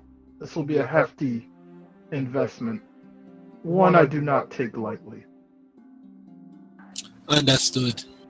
With such weapons, I guess it reflects with what Gra said in the red triangle mark.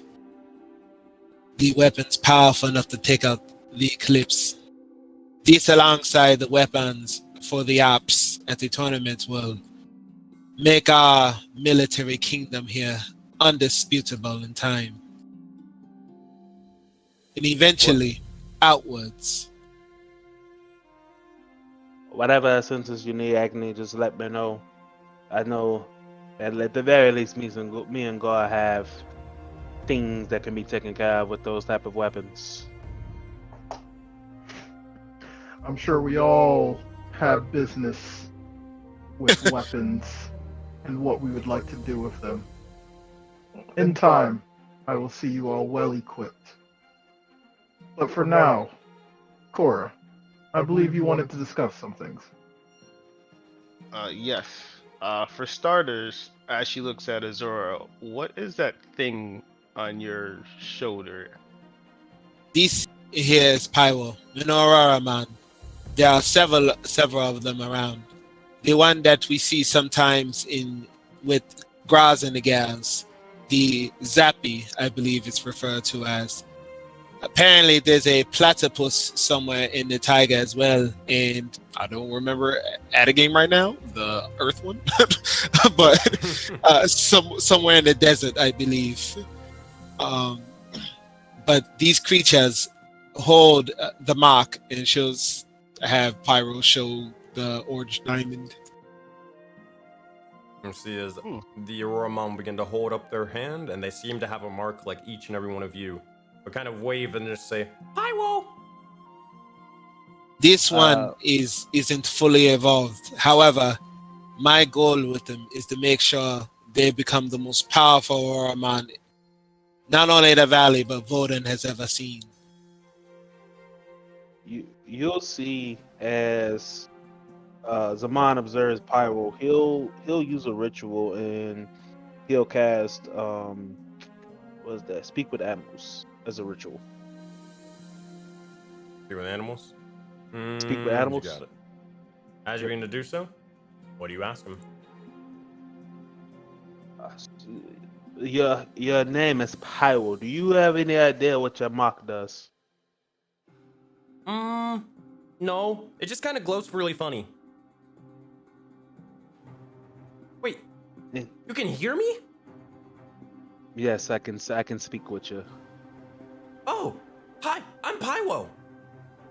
Nice to meet you. I'm Zaman. This is War Chief Agni, Goa, Cora, and you already know Azura.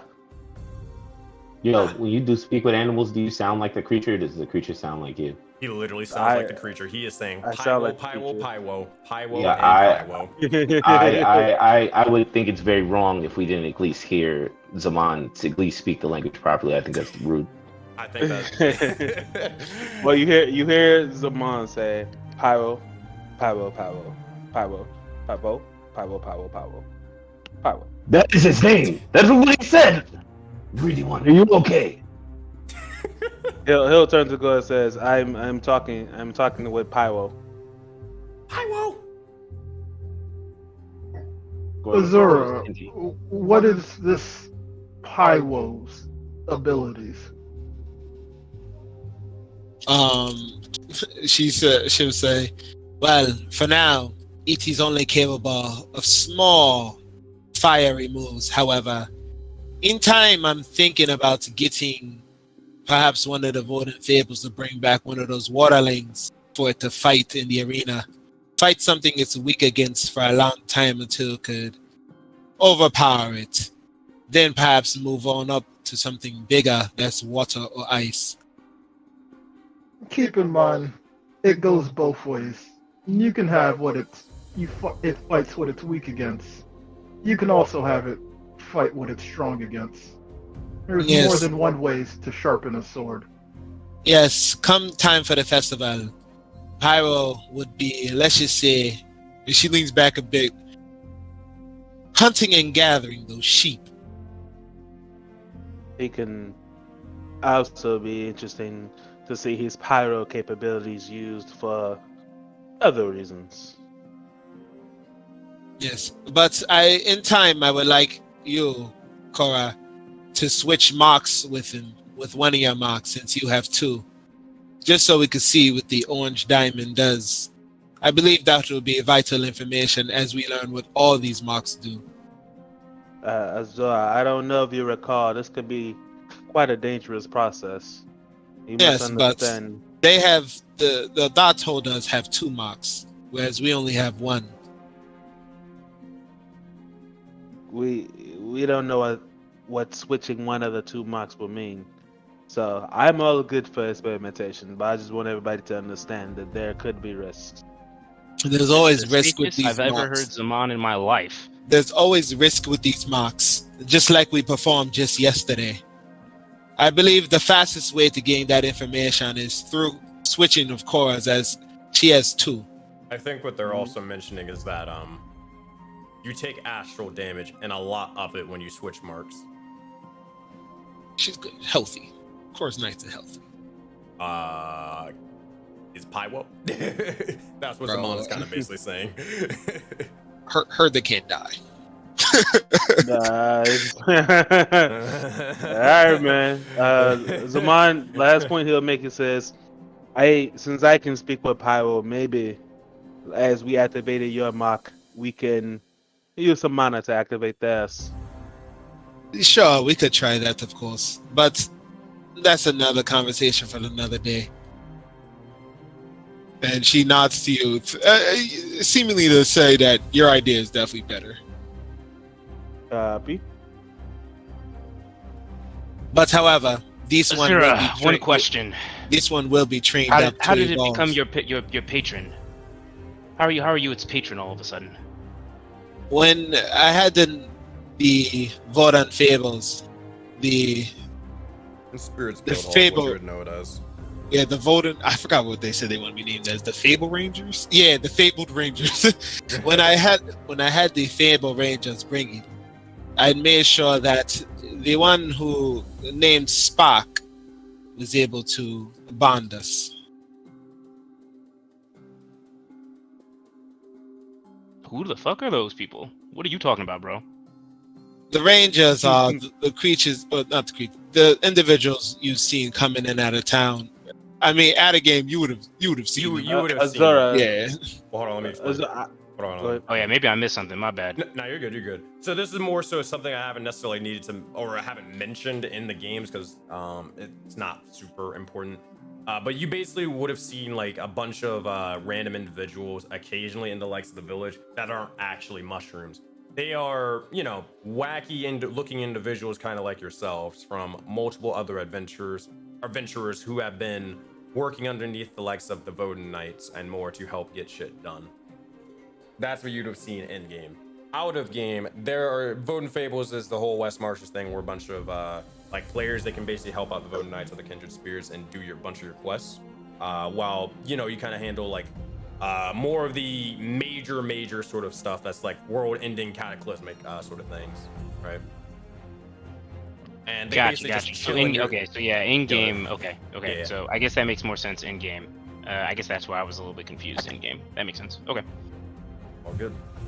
Yeah, so she'll just say, yes, the Rangers bonded it to me.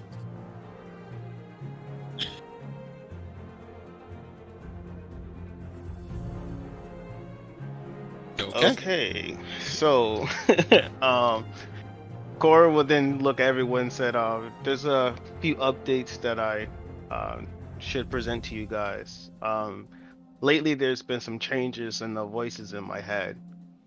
I haven't really heard from a few people such as Myra or Phoebe in quite some time, in a long time actually. But there was another voice who was in my head, but I have no idea who or what they were or are. They mentioned something along of traveling through the desert and have gained a new ability, or something regarding echoes of his soul. This thing or this creature or this individual thinks that those that were once him have been rejoined to his side. I haven't heard this individual's voice in a while also. So perhaps Myra, Phoebe, and this mystery person may have died or lost their marks or whatever. But more recently, I've heard another new voice. They didn't mention their name either, but they said they're looking for some relic of a Raven Queen. I don't know. The only voice I can actually recognize consistently is Off, and I'm not sure if you guys know who he is, but he's the one who's traveling with the group they call themselves Grazi and the Girls or Grazi and the Gals. And she would look at Agni and say, Ulf didn't ask me that he's looking for a book that would help him with leadership and battle tactics on the field. He also needs gave help with leadership and battle tactics. I don't think you can find that in a book. And then she would snicker about that And too. as soon as this is sort of happening, or you're mentioning this, Cora, your mark begins to activate for a second. Which one? Whose mark? Both your marks, Cora. Come on, son. Can I at least finish this? All right, go ahead.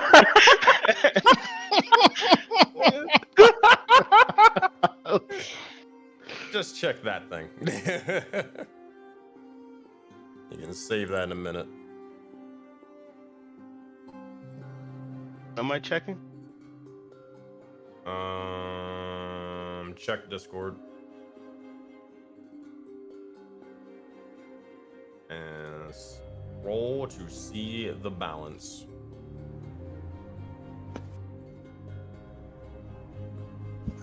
See the balance. What's that mean?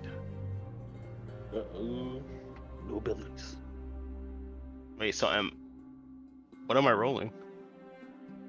No. Scroll on Discord. Oh. Yeah, Yeah, I see.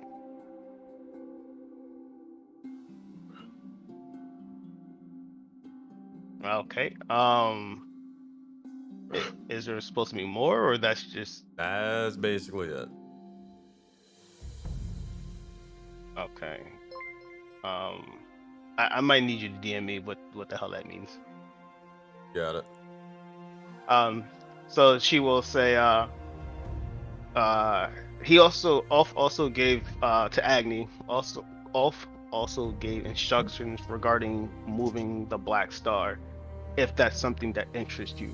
I don't know how attached to your mark you are, but he did mention ways, and I also believe in the red triangle. Grazi also mentioned it too.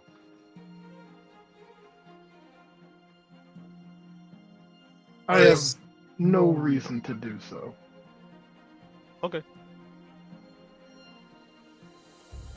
And then the last thing, I believe that we should develop like a military presence here, especially since with all the stuff that's been going on just at our doorsteps with the ops being here. There's gonna be soon we're gonna be in a tournament and we're gonna be gone, and then we also have the festival coming up shortly.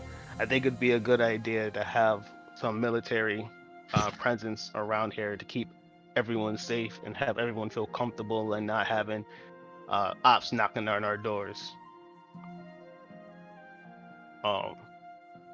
We already saw the world tree explode by the ops, so I'd rather us be safe and have everyone in the kingdom feel safe, and that will also give hopefully good rapport with everyone. So I recommend us just working on setting up defenses, perhaps talking to Mal about making some explosive traps outside, maybe make some night vision goggles so we can attack at night or have better view at night, things of that nature. War Chief, I certainly concur with this idea, as win or lose these tournaments, I'm sure you know as well as the rest of us, war is next.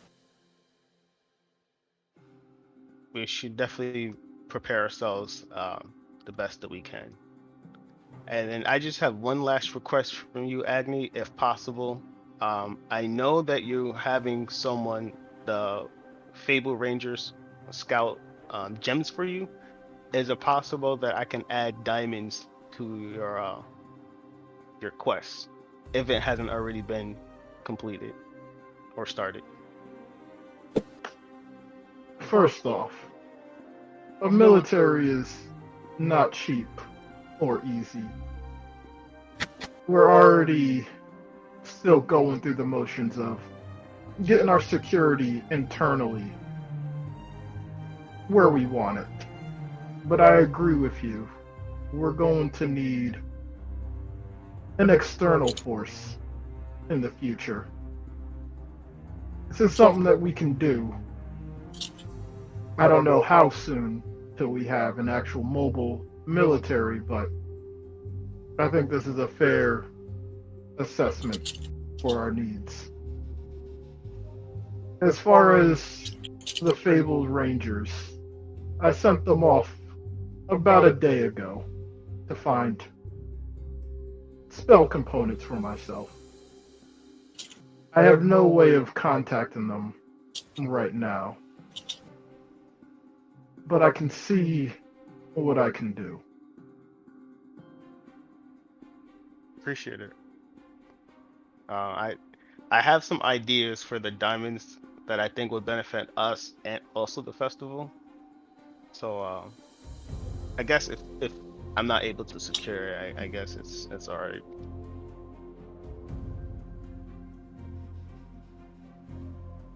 But that's pretty much the debriefing that I have.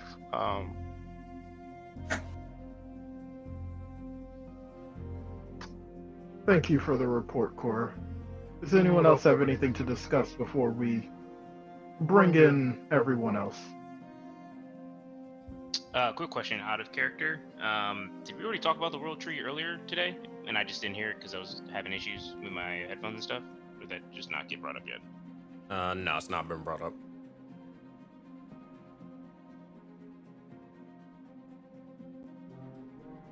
Thank you. Okay, I thought you were gonna ask about it. My nigga, do you think Addy Dark gives a fuck about some tree exploding in the air?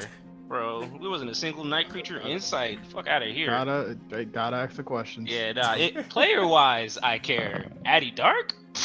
Please. Well, in that case, Zora calls out for Riles to come in. All right. And yeah, he could be like right here, so that way he could call on the next people after. You got it. We'll begin to walk on in, begin to nod towards all the knights. Yep. As Zora said, report on the Heliod worshipper situation for Gore. Very well. I can do that. Begin to sort of look over and question out of game. You want them sitting in the chair or you want them just standing up? Standing up. Don't get too full. Alright, you got it. With that, they are going to, let me pull up all my stuff. Yeah. So, here's what we got. We got a couple reports on this.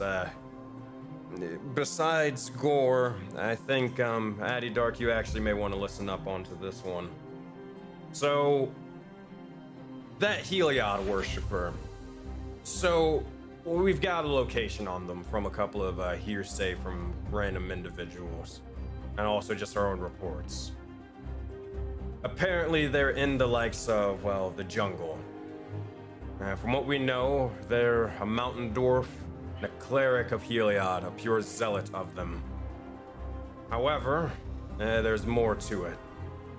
Apparently, they're a zealot that is raising the jungle to the ground against these band of moon worshippers of some sorts.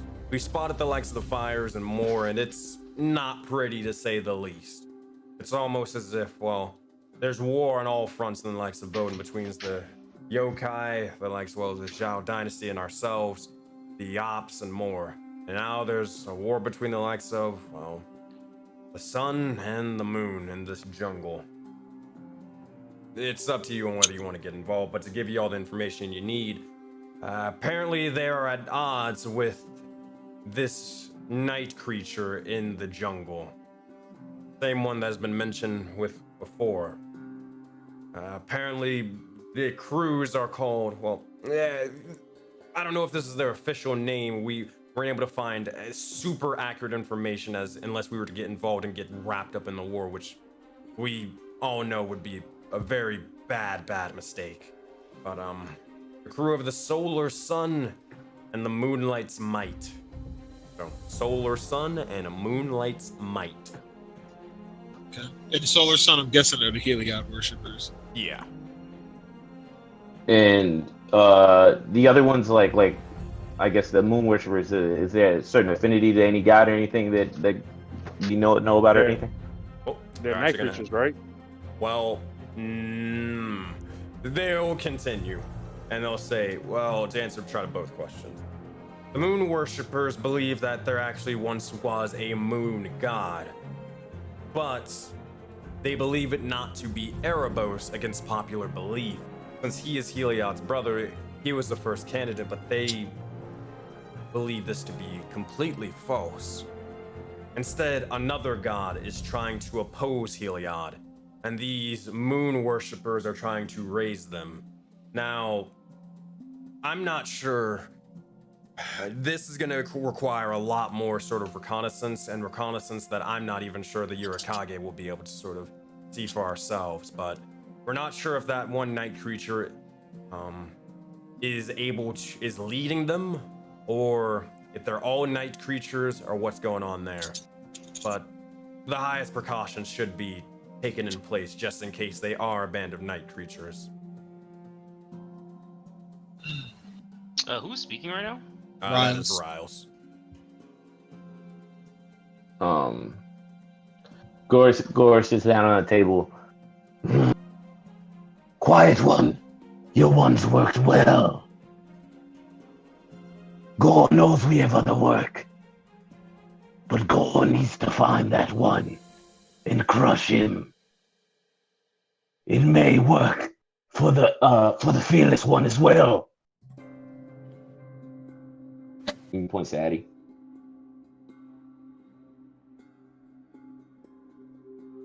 I'm sorry, out of character? What is Gore insinuating towards me? No, bro. He said if there's a night creature there, we can go ahead and knock it out. He's there to take out the Heliod guy. He really got no sides in this shit.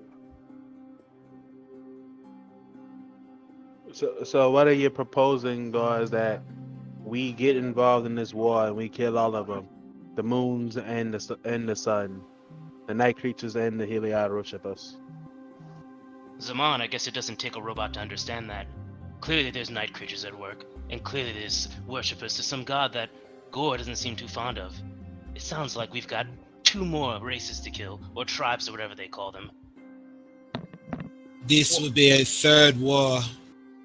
The Zhao, the sun worshippers, and now these moon worshippers. Well, if we would have gone to the jungle sooner, as I had wished, perhaps there wouldn't even have been able to be a battle. We could have squashed it in the beginning.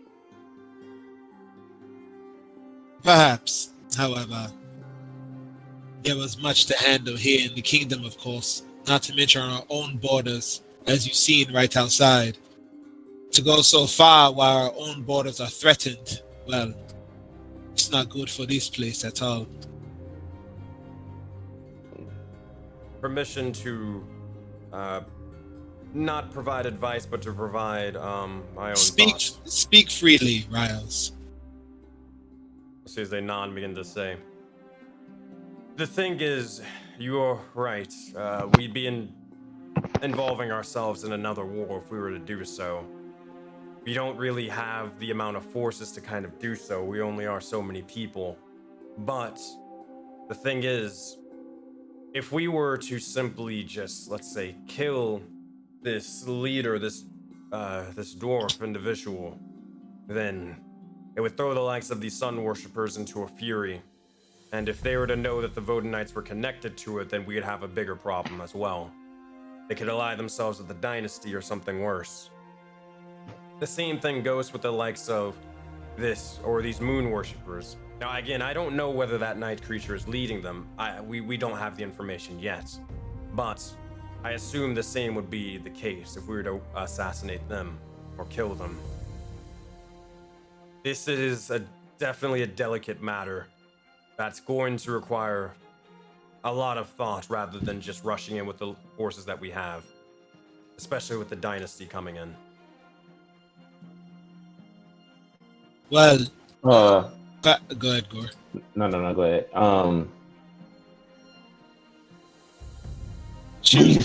We used to try other tricks back in the day.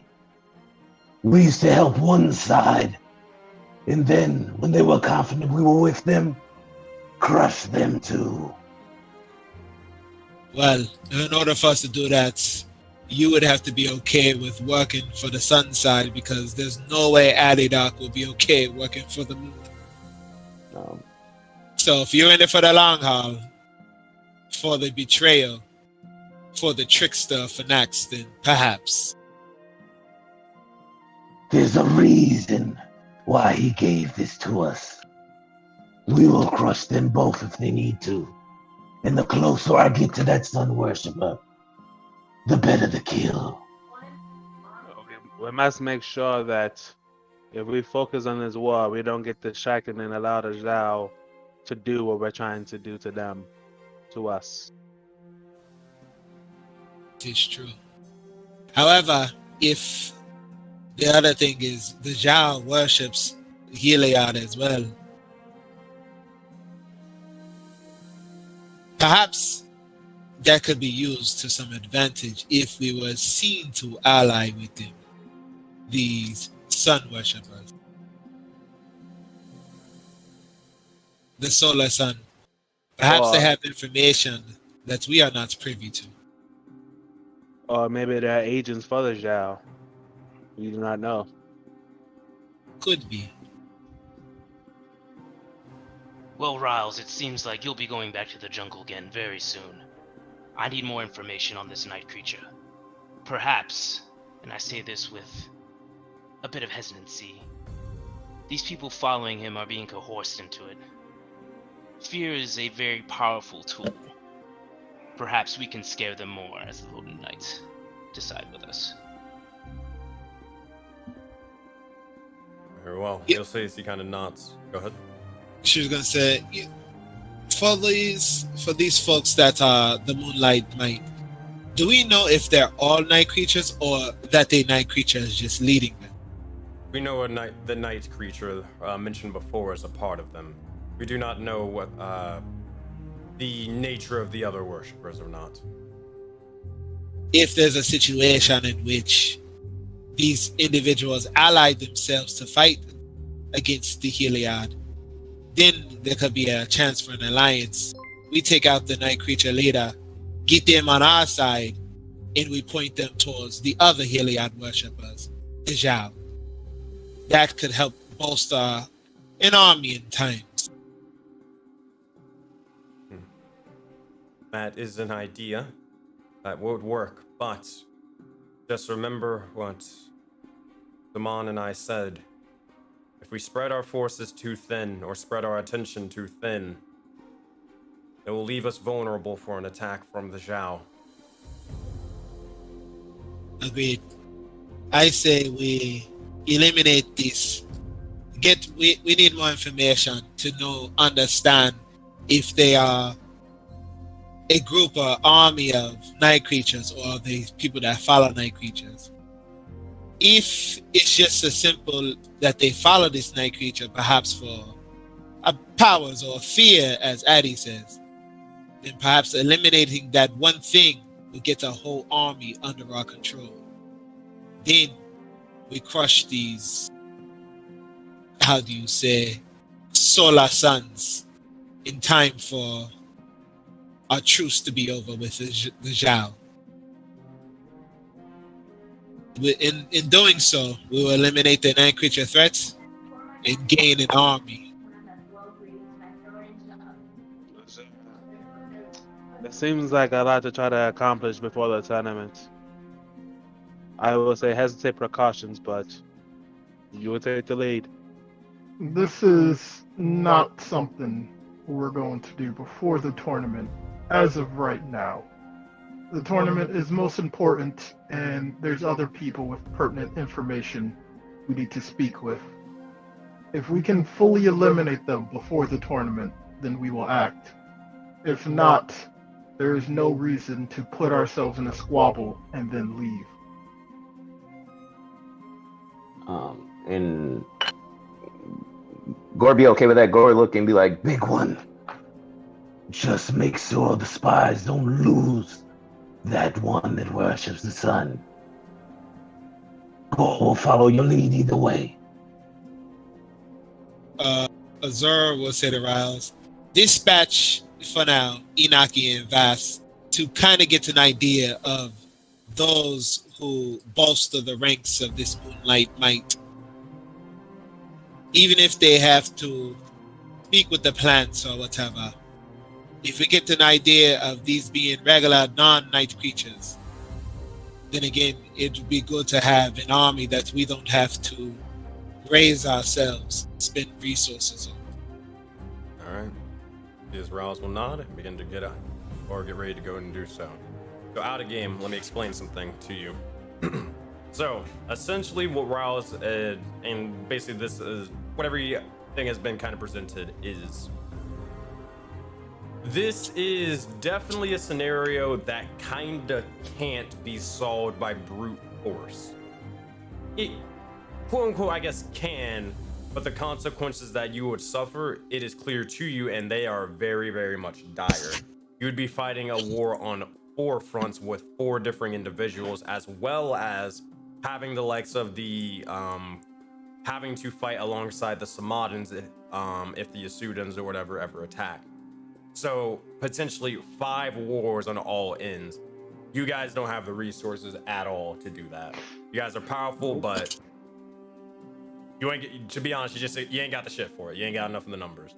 So what Riles is basically saying is, if you really want to kill these individuals, sure, go do it, but you're gonna have to do it with finesse, by some means or anything. And you're probably gonna have to make sure that the Voden Knights aren't seen involved with it, if that makes any sense. Possibly an assassination, possibly a bit of intrigue and more, and then beating the shit out of the Night Creature or the Heliod Worshipper.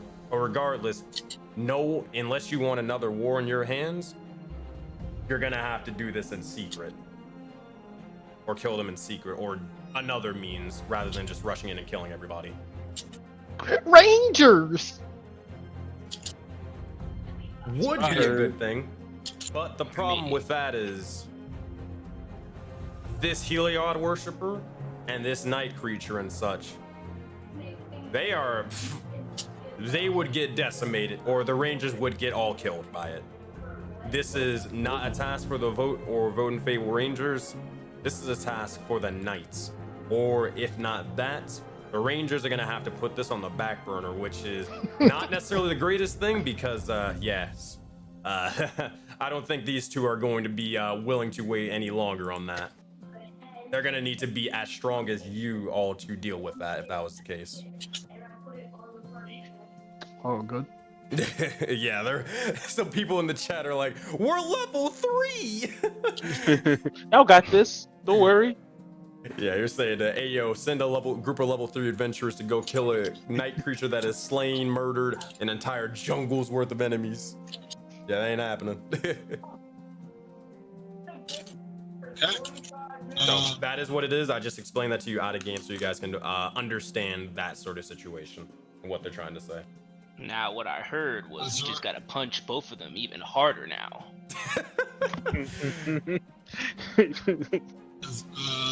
Azura would again like have Ryle standing in the corner, just enough to look out the door to call the next person in if nobody has any follow-up questions. See none? Nah. Gore's leaving it to the boss to decide, as long as y'all keep tabs on him. Just for my personal notes, how long does Riles usually take for scouting missions? Like, are we gonna hear again from him like in 3 sessions? It varies. Like, it all depends on how difficult. Like, this is it might take 3-4 sessions. Okay, yeah, I just wanted to put something in my notes. Thanks. Yeah, I usually just give it time. Yeah, so hearing no questions for Riles, she'll have Riles call in. Well, she would ask. Yeah, she would have Riles call in the hostage, which is going on. All right, you got it. That they'll begin to call them over, and as they do, oh boy, here we go. Give me 1 second. Damn it. Give me 2 seconds.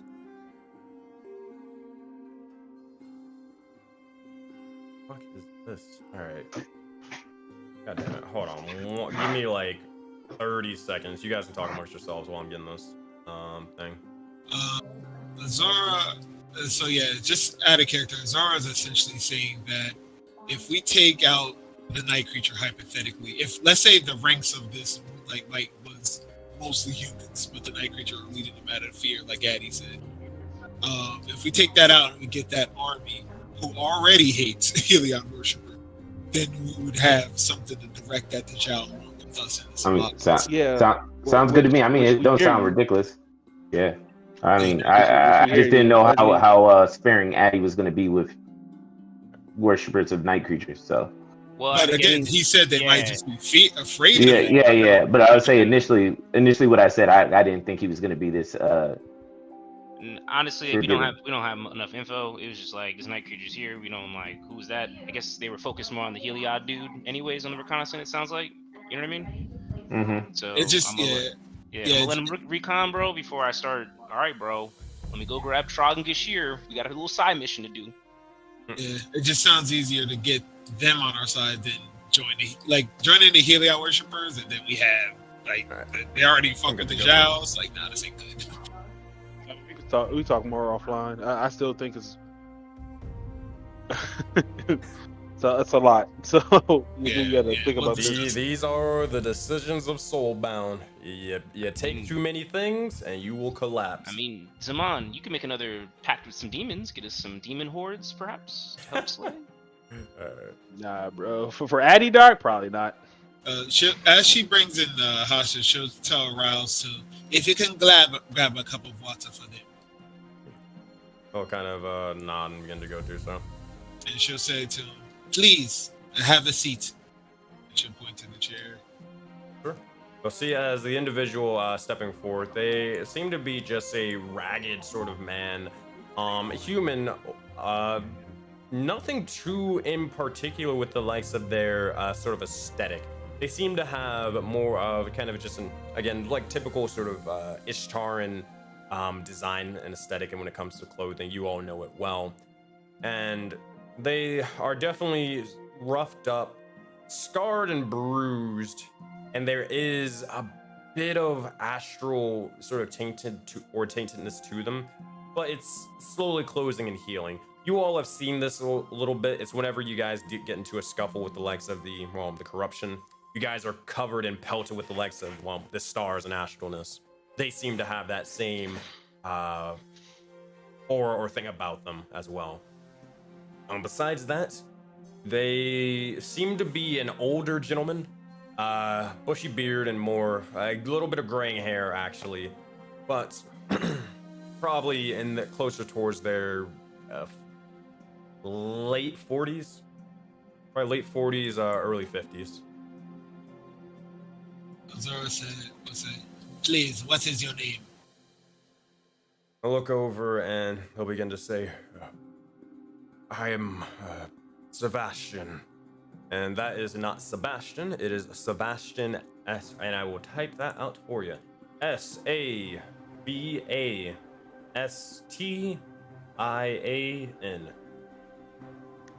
Sebastian. There you go. It's in Foundry Chat. Yeah, she'll say, please drink. I'm sure you're weary from what had occurred. The other individual who was with you, because the other two got astral killed, so the other individual who was with you, we unfortunately was not able to save them, but where did you all come from? Where did the opposition take you from? as you begin to ask this, they'll begin to look over, and it is fear in their eyes for a moment. But they'll look over and they'll begin to sort of say, "What? We were captured in the main valley. The even having trouble saying it, but they dragged us off. Whatever they are. Okay. But for some reason it was targeted. Once we realized who was around and who was captured, well, it's weird. It's like I remember, but it's fading me. This is unfortunate. The side effects of dealing with the ops. They have a way of siphoning one's memories or recollection. But you said you were targeted.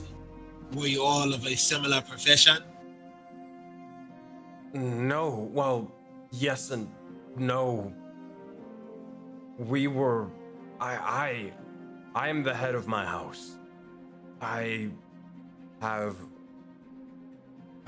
We had many families and children.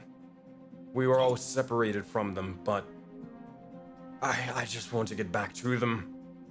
Please make sure that I will be able to see them again. I'm not sure if you heard of the Mushroom Kingdom or the Voden Knights, but we are in the business of salvation, not senseless killing like the ops or the job. I am unaware of this, but judging by what I see with the mushrooms and this kingdom, I assume this to be it. It's wonderful, but my home is where my family is. My family isn't here. Is your family safe over there? We were supposed to be sending Kyle to the main valley. I'm not sure what it is like there, but if it's a situation in which the opposition often attacks, then perhaps your family is safer somewhere where they could constantly be protected. You saw our skills out there. That is but a bit of what the kingdom has. They'll look over and they'll begin to say, where I reside, the main valley, the valley between the mountains and more, it is not safe. Nowhere is safe around there. It is not the opposites, fighting, conquest. It's awful. Awful. But none of us can leave. If we were to, we'd draw too much attention, and these forces would take us. These forces would do worse than kill us. It's these stars, they infect the lands and more. They were trying to turn me into one of them. Turn me into one of those things. Along with the rest of them. Let me ask you this. What are you skilled in? What is your family skilled in? It's come to our attention, they go after those who are highly skilled or creative. You'll see as he begins to sort of hold his head for a bit, and you'll see as he begins to wince in pain. I don't know, it's too much. I don't even remember. I'm losing bits of memories.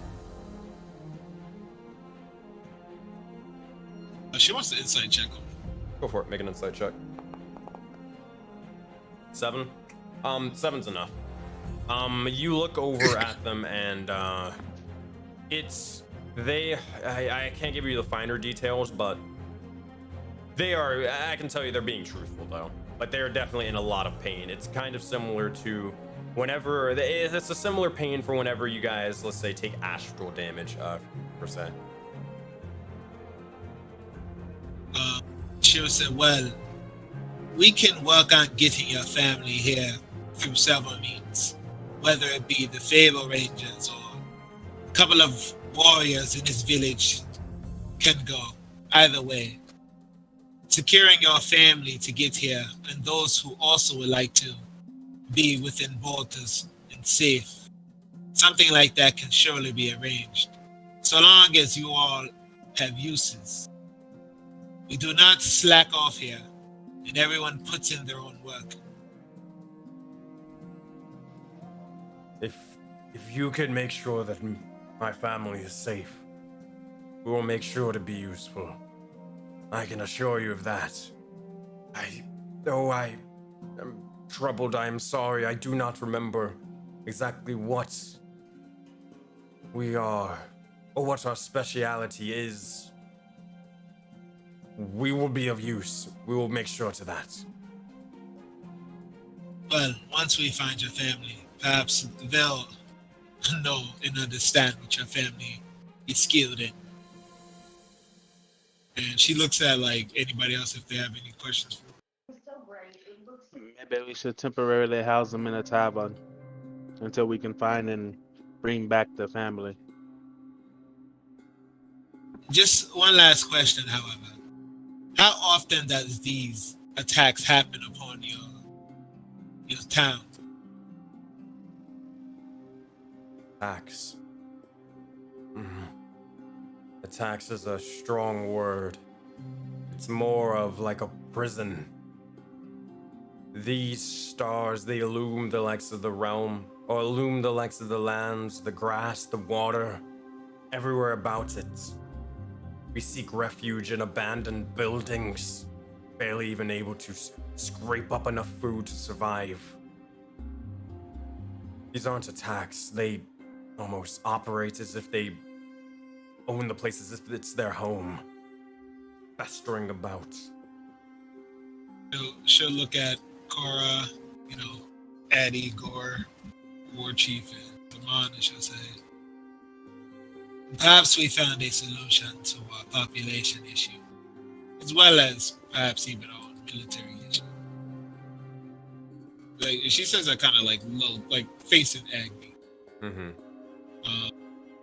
When he says that, Agni kind of wants to whisper to Azora. Out of curiosity, is your mark getting anything from this man? Perhaps he's already been infected. She'll use her eyes to look at him, see if she sees anything out of the ordinary. Looking at them, it's nothing crazy. It's more of it's kind of like a highlight sort of thing. You can see all the bits of corruption on their form and where it is, where it's located, and all that sort of stuff. But that's about it. Nothing more than that. She'll say, "He's not infected. However, it is the aftermath of dealing with the ops. Not unlike what we've all have felt at some time. It will surely pass in time. He does not get to walk free for at least a day. I want someone monitoring him." She'll look at Riles and nod, and pretty much like, make sure this one is under Moss's guise. But how could I be sure that you will be able to get them? I'd rather be cast out there if I know that I can be able to see my family again. I need to know. Azora say, we've been looking to rescue individuals for quite some time. Your case will be one we take up. As you can see, we often deal with the opposition. And as you can see by all the others that was in the room waiting with you, we've built up quite the force. If we can't free your family and those who are also within that town, then no one can. It seems your only choice is but to rely upon our might, the might of the Voden Knights. We have yet to fail, and I doubt this will be that moment. Persuasion check, Zora. Unless You're, anybody else is adding it to it. you're no use to your family, Dad. And going out there is a suicide mission. You should at least stay and get some form of your strength back. If you were taken as a hostage at full strength, you'll be taken as a hostage or killed at your strength you currently are at. Persuasion check with advantage. I assume I'm not even gonna really ask, but Agni, you can make it. I'm not gonna ask between Azora or 13. Not 2 3s, jeez. They don't 3 and seem 5. happy about it, but they will accept it. More so feeling as if they don't really have a choice, but they're definitely not happy or moved by it. She'll say, well, have Moss escort this one to the tavern. Look, get food, get drink, get rest. I give you my word. We will go to the main valley and rescue as many as we can. Upon that day, you may come with us in order to show us the way. But if you do so, be prepared for anything to happen. I hope you're good with a sword, a bow, a dagger, your fist. Or you will forfeit your life out there on the journey. And see, as eventually begun to look over towards you, you'll understand what is said. Trials will eventually begin to escort them. That's alright, everybody, I gotta explain this. Oh boy, this is exciting. So, this individual, this is not just a simple, rescue a commoner and their family sort of task. This is more than that. Essentially, if you were to rescue this individual and the entirety of their family, here's what will happen. If you watch Secrets, you'll know what's coming. These are a bunch of individuals who are essentially survivors, nameless, nothing too crazy to them. But if you were to actually recruit them into your civilization, population would be added, obviously, but the dynamics would begin to shift as there would be more humanoid individuals in the likes of it.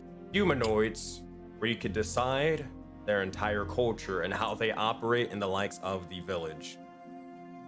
You would essentially be able to decide, or as they were basically a blank slate, you could decide eventually all the things that they kind of do and how humans specifically would function in the likes of your society that you all are building up. Whether humans are typically more on the front lines in the battle, or maybe they're more so engineers, or maybe they're scientists, or maybe they're even the likes of studying all the bits of arcane practices and magecraft and all that stuff. You can decide from the ground up how they will function and how they will operate in your civilization. But that is only if you're able to actually rescue the likes of their entire family and bring them back to continue on. As I mentioned before, he's a chieftain with or a large family and a large amount of children. When he means children, you know, that doesn't mean like 4-year-olds or anything like that. It's just yeah, cool. As he's leaving, Azora will say to Cora, perhaps we'll find a way to get your family, get your military built. If you take them all under your wing, under Auroraverse's vision, of course. Yes, this would be a nice safe haven for them, especially for the military. They're not able to protect themselves, but under our influence and our strength, perhaps they can do a better job at that and not just protect their family, but everyone's family. Okay. Riles will look over. Who's the next individual you want me to call in? Trog, I believe is next. I got Trog and Kaio here. Is that cool? Yeah, should not. Alright. They'll begin to call both of them in. He's Trog. He's still a little bit wounded, but they're a little bit banged up. But they're still a lot better than the previous day. Let me give them their long rest. They'll begin to walk in and begin to just kind of look over, standing next to the likes of Kaio. Kaio themselves, they also seem to be a little worse for wear. Definitely tired eyes before they'll begin to look over towards you all and waiting for you to say the first thing.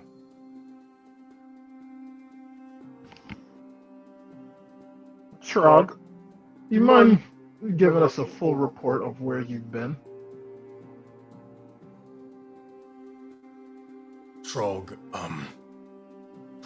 help Voden Knights go to Main Valley with Kaio. Trog come back with Kaio. Unsuccessful. Kaio tells story. Yes.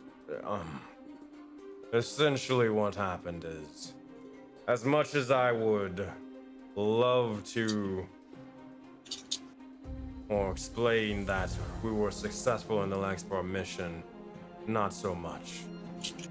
We were able to find individuals, and it was festering with stars and such. The problem is, though, the individuals we tried to gather and recruit to the likes of the village, they didn't necessarily seem interested. Now, I've been told by the likes of, Zale and other individuals in my travels, I'm not the most convincing person around.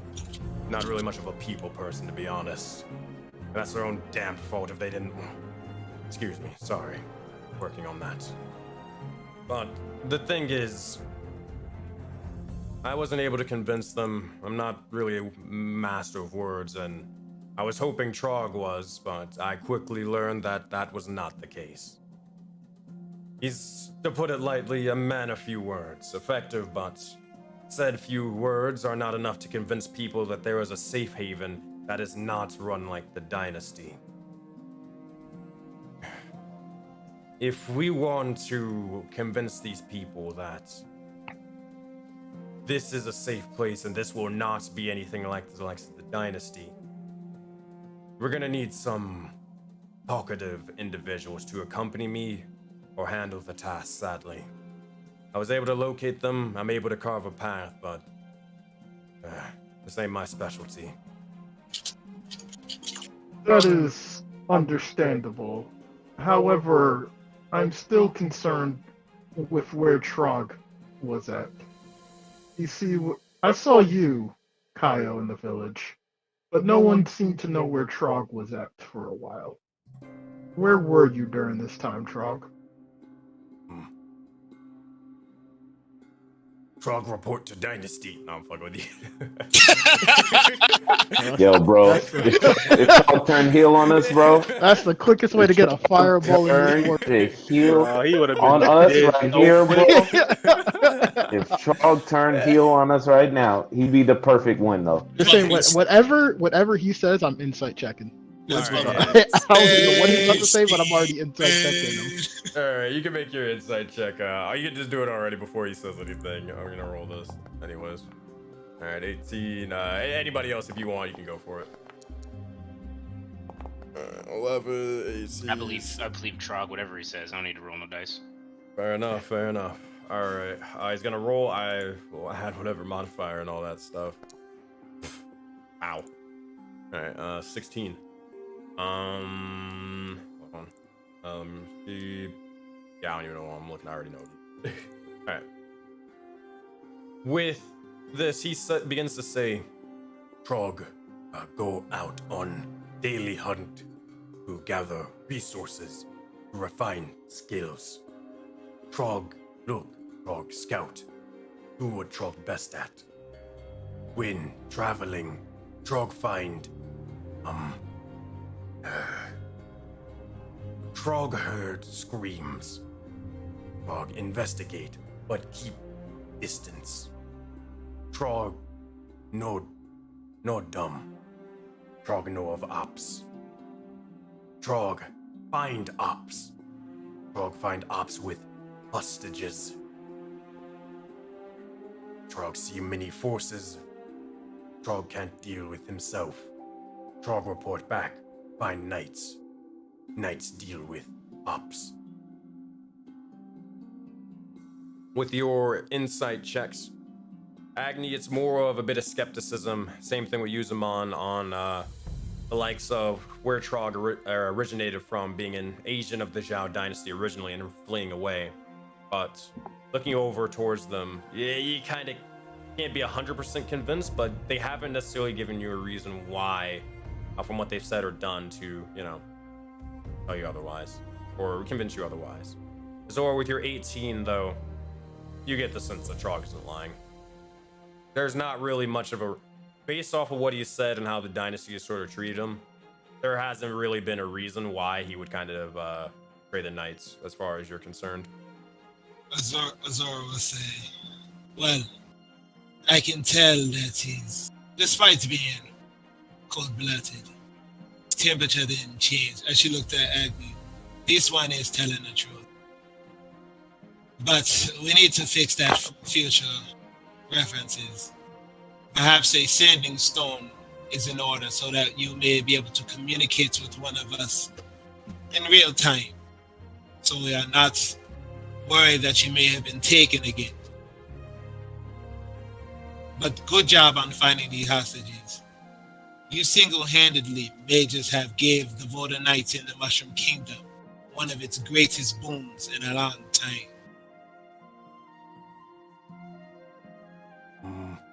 Okay, thank you. And she gestures for... Go ahead. The next time you leave Trog, leave a note on your house. Out hunting will suffice. Okay, will do. She'll nods and say, you're dismissed. Good work, Trog.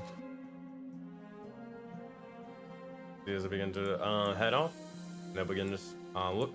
There's nothing for either Kaio or Trog. And they will get on going on. Once they leave, wanted to have a quick sidebar here with the crew. Sure, go for it. Knights, I believe Trog has proven himself time and time again. But what was his name? Kylo? What was that dude's name? Kaio. It seems both of them don't have the charisma, I think, to be recruiting. May I propose sending Gashir next time with them? I know that there's some hesitancy with him, but he does have a way with words, and I'm sure under my guidance, he'll follow orders. Zora nods and says, well, one thing is right, he definitely has a way with words for those who are unaware. I'm sure we can have a small conversation with him beforehand. Especially if all us knights are in presence, I'm sure he'll take the mission quite seriously. Sure not. Great idea, Addy. And additionally, that'll give them a way to communicate with us as well. Gashir can talk back to the Mushroom Kingdom as needed. Sure. Like always put his roots into the ground. Or speak with the plants. Perhaps that would help with the information traveling back faster. But I do suggest, and she looks at Zaman, we eventually get sending stones for Trog and Addy. Someone that Trog can report back to while doing their hunts. It continues to work on adding additional ones. I have a couple here. She'll nod. No other words. She'll call in the next person. All right. Who's the next individual? That is Rose, followed by Talia and Dugar after Rose. All right. As being to do so. Is it Rose alone or is it Rose? Yeah, Rose. Yeah, Rose alone. Gotcha. Or unless I mean, this is all Cora. Unless Cora wants Talia and Dugar here as well. If they're gonna be next, I mean, it's cool to just put them all three in there. All right, you got it. She will offer Rose and Talia a seat. All right, you got it. Dugar is gonna kind of lean up in the, towards the area, kind of similar to Addy Dark, but still be at attention, of course. Cora would greet all three in a very pleasant way. And then we'll speak to Rose first and tell her, so as you know, we have plans on going towards the Kraken, and you've been training me. How do you feel my progress has gone so far? I believe that you have made splendid progress. However, one thing definitely does have me a bit confused. You have awoken your eye, but it is only temporary.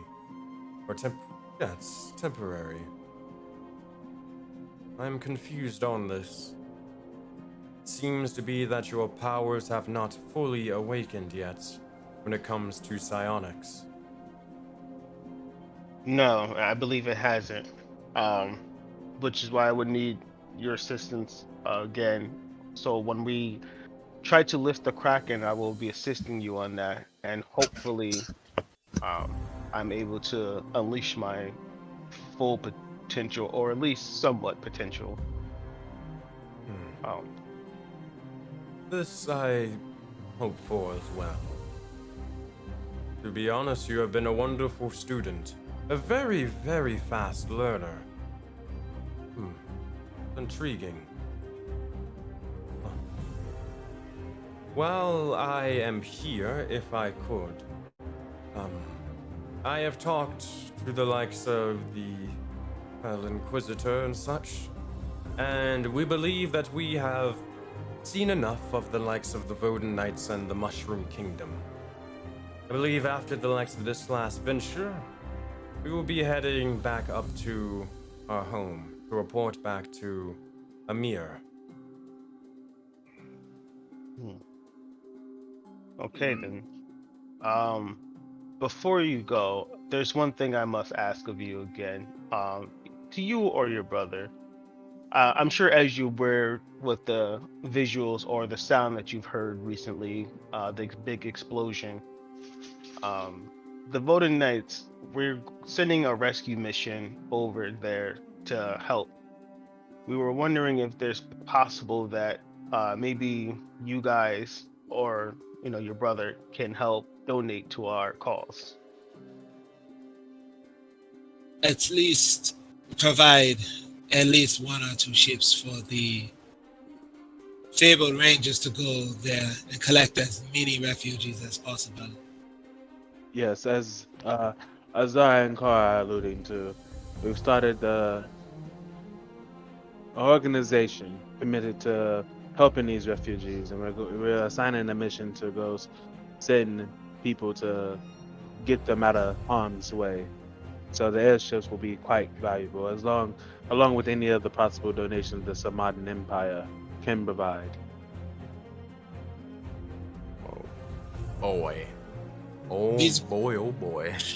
These rangers would be something akin to like Sky Knights, for example.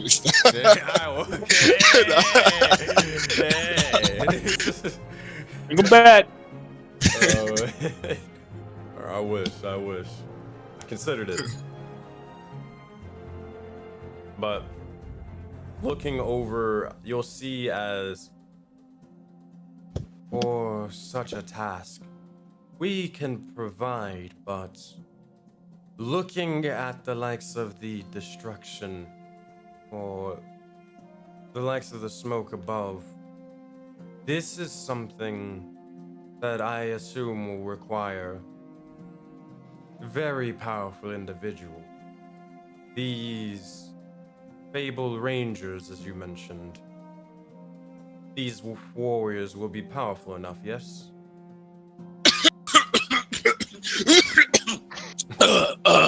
I mean, they you know, you know. They talk shit about you, bro. When was just crying in chat. Ambrose is fuming. Zaman would say, well, if their primary objective is to rescue and not to fight, how much power is required? We just simply wish if we are going to provide transportation to the likes of to the world tree to gather refugees, we are also going to need to provide transportation, well, back from the world tree. I wouldn't say we're sitting ducks, but basically we will be. We want to make sure that we wouldn't be sitting them off and waiting, not even knowing that they've already met their demise. I'm speaking off of hypotheticals, so I hope you do not take offense to this. How about this? How about one ship to drop them off, one ship to pick them up? Give a certain time limit in between. They have half an hour to get as many as they can out of there. So that way no ship is waiting long enough to be attacked. You'd probably want to say longer than half an hour. They ain't getting done. They ain't getting that shit done in half an hour. We could headway whatever the time it takes. But yeah, yeah, essentially. Half an hour, they're gonna be like, "Hey, so wow, that's a tree. Oh shit, we gotta go." Yeah, so yeah, she's essentially saying so no ship is in the air too long. One drops off, and then 2-3 hours, whatever, the other one picks up. So they have to be back at the rendezvous at X time. All right. So, if do your ships have any forms of weaponry or defenses to protect them? If not, I can have our R&D department start to work on that. No, I'm sorry to say. Would you be requiring a big ship or just several smaller ones? We're not sure how many people are alive, but we would like to rescue as many as possible. So maybe one ship to get them in and out fast. The Voden, the Fable Rangers, then the big ship for the pickup. Very well. I will have to talk to Amir about such a thing.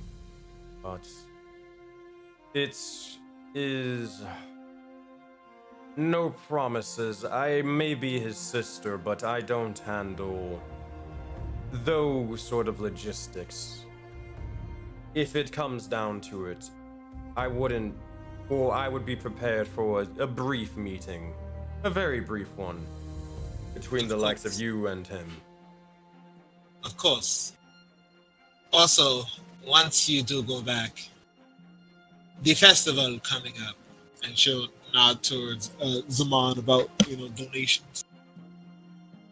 Yes, we're hosting a festival to raise awareness not only about this atrocity that was committed by the ops, our enemies, as well as be able to provide for these refugees once they get here. As you've heard, the festival is. Give me 1 second. Make sure I get this correct. It's the festival of regrowing, innovating, energizing the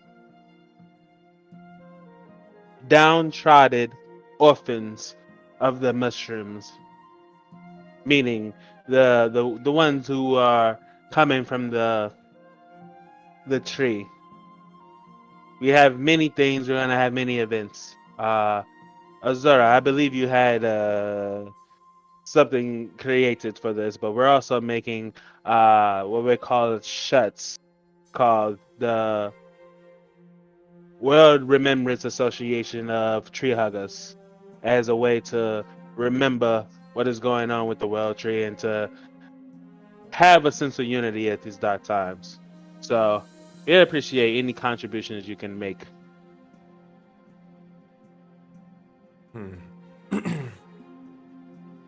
We will see what we can provide. But we're definitely interested in such a thing. Sounds wonderful.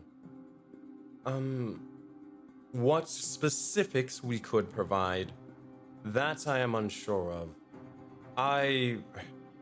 As much as I would love to be able to confirm exactly what that will be, that would be foolish or foolhardy of me to do so without conspiring or at least discussing with a bunch of the chieftains. Yes. Well, if you're could you get this to me in writing of some sort if you ever have the time, and I can hand it to the likes of Amir, and we can, if there are any further details needed, then we can set up a meeting. But yes, I think that would be best. Yes. And we're just looking for monetary donations in order to make sure we have everything for these refugees. And as we're hosting a festival, if the Samaritans can sponsor it, then we can invite plenty of people without having to charge them. We want to make sure that the valley celebrates even during this dark time. But in these dark times, rebirth is the goal. Very well. Very well. Very noble as well. This will be interesting. I look forward to it. And she had asked, like, kind of roughly when you guys were kind of thinking of having the festival, you kind of explained it to her, blah, blah, blah, blah. Yeah. And Cora would just lastly add, and, think of it as also a festival of our pact that, we have with the Samadins. And one last thing, I'd like to have a word with the Inquisitor before you all return in private, so just let them know. I can do so. Hey, don't mean to interrupt, but Dugar will kind of speak up. Question, this festival of sorts, got by chance a fighting pit or something? Any sort of fighting sport in it? Cora would look at Dugar and just smile, and she would say, do you really have to ask? And like in a joking way. They'll chuckle to themselves. Right on. Speaking of, as for you and Talia, we're trying to gather a military presence, and I would like you two to be heavily involved also. For Talia, I would like you to be the point person, so to speak, when I'm not around, as my legatus. And Dugar, you would be the general. I can give you guys, things that I would like for you guys to be able to do, and all that stuff at a later time. No disrespect, but we did only just meet y'all not too long ago. Getting along well, but you wouldn't trust us with such a thing so fast. As someone who holds the heart as what I do, as she grasps onto her medallion, says, I do have faith in the two of you, just like we have faith in who we represent. Fair enough. We'll try to bring victory in the likes of his name. And with war coming on our doors, victory is and strength is what we need. And I can't think of two other people who I would rather have. Azor, were you about to say something? No, I was about to say that. I was going to say, if it's victory you seek, Cora is correct. It would seem as though soon war is what the Valley will know from multiple fronts. There's no escaping it, unfortunately. But our goal is victory and to unite the valley. End all wars here in the valley once and for all. The ultimate victory. As Dugar and Tally will begin to raise a fist to that, before Tally begins to say, right, I mean, seems to be right as rain. Let's do this. You tell me where to sign up, and I'll be there. Especially since this whole thing is, and they'll kind of sort of flex the likes of their arm and shoulder. This thing seems to be healing up almost, basically to where I don't even really feel it or anything. This has got me excited. She'll nod at them.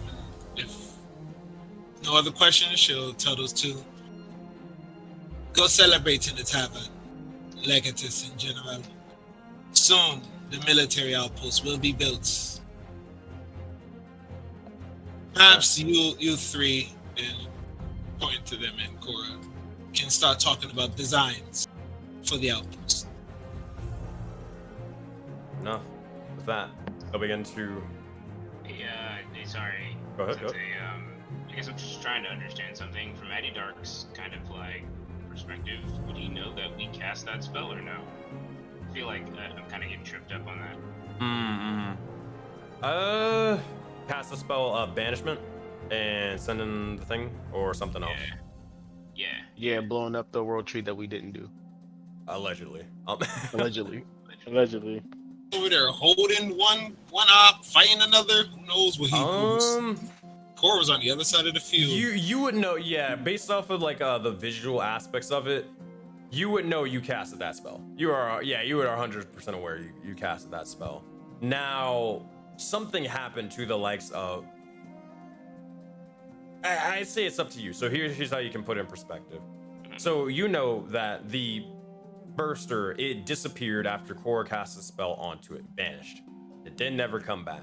You do know eventually, or you all saw that the world tree, there was a big old explosion and it was a deafening sound, a deafening crack, and the next thing you see, the world tree is kind of on fire with an astral smoke and more. So it's up to you on whether you think your character can put 2 and 2 together on that. It's pretty realistic that they would be able to, though. And then I guess they're pitching out this refugee thing. I guess who pitched out that idea? Was that Azura originally? To save the people at the war tree? Yeah, that's what he told. Yeah. I guess, can I like intuition check her to know if she's being honest or not, or something? This would be an insight check. Not needed. Right? She's being 100% honest to rescue these people at the war tree. Like, why else would we send the ships there? No, I guess honest of like, I guess I'm trying to gauge, like, I just don't really understand even out of character, like, do y'all motherfuckers know that y'all did this and you're just covering up, or do y'all? We're not even covering up. We're not even covering up. We're literally saying, yo, we need the ships to save as many people as possible. Yeah, I guess what Zaman said, Zaman knew he was lying about the ops, like, causing this. If that's what you're asking, Zaman knows he's lying. Yeah, about so that I wanted to insight check someone, whether that's Zaman or Azura, to like see if they're being 100% truthful of helping these people out of the goodness of their hearts, I guess, versus like we fucked up and now we're just trying to cover up. You know what I mean? Two things happen. Go ahead. So 2 things happened. Azura talked about the mission to help the people of the World Tree. Zaman just talked about the Samadan sponsoring, providing money and funds for those refugees. Now, and Zaman lied about who actually created the atrocity. Zaman lied about that, but the mission was not a lie. The mission is true. The mission is 100% true that we want to rescue them. It's more so the intent. Well, yeah, that part is true. He's more so asking the intentions, like, okay, is it that and only that, or is there more to it? For Zora, it's only that, because as far as she knows, banishment sends things to exactly where it came from, and if it went back there, that's where it came from. So Azora literally feels zero guilt because that's just how the spell works. Okay, and then sorry, one last thing. So, and I guess All in good. this conversation, did someone say, "Hey, the ops did this"? Like, who Yes, said that? Zaman said that. Oh, I think you meant Azora. Oh, okay. So can I insight check Simon, and then Yeah, you could. The way that insight goes, I will then decide what I want to do. All right, make your insight check. Zaman, just make a charisma check. Actually, we already know it's a deception check, so you can just deceive. Also, your stats are messed up again. I imported it. No, they should be right now. Because remember, the long rest switches stats. I switched strength and charisma officially. Yeah, it was 1 by 1. You're at 18 charisma now. Right, I switched. So my strength was at 17, and my charisma was at 7. So I switched those two. Well, I guess the question out of game: do you want to do the thing where it's like a slow progression of switching stats, or do you just want to jump to it? Because you're giving me, you're kind of giving me mixed answers here over the past Well, I couple weeks. thought you could just. I switched 2 stats, right? Like my wisdom is still high.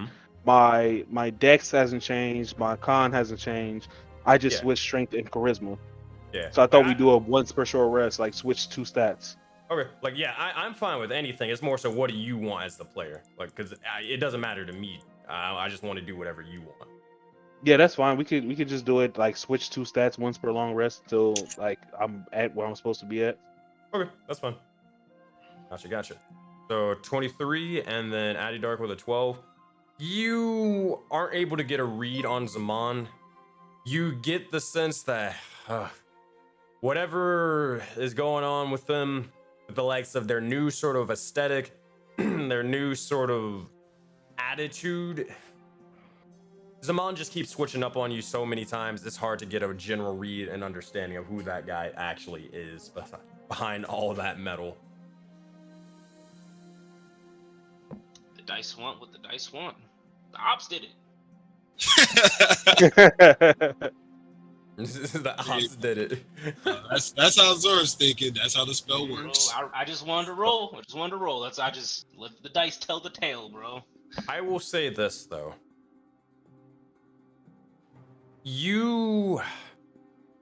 Though Zaman doesn't show any reasons currently on why it wouldn't be that being the case, you've never necessarily been able to trust the likes of Warforged and Metal. You've grown a little bit closer to it, at least with Korra, but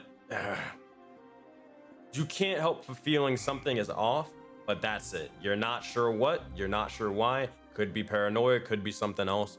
That it is what it is. But that's all you get. You can choose to investigate that further, or you can choose to keep it to yourself.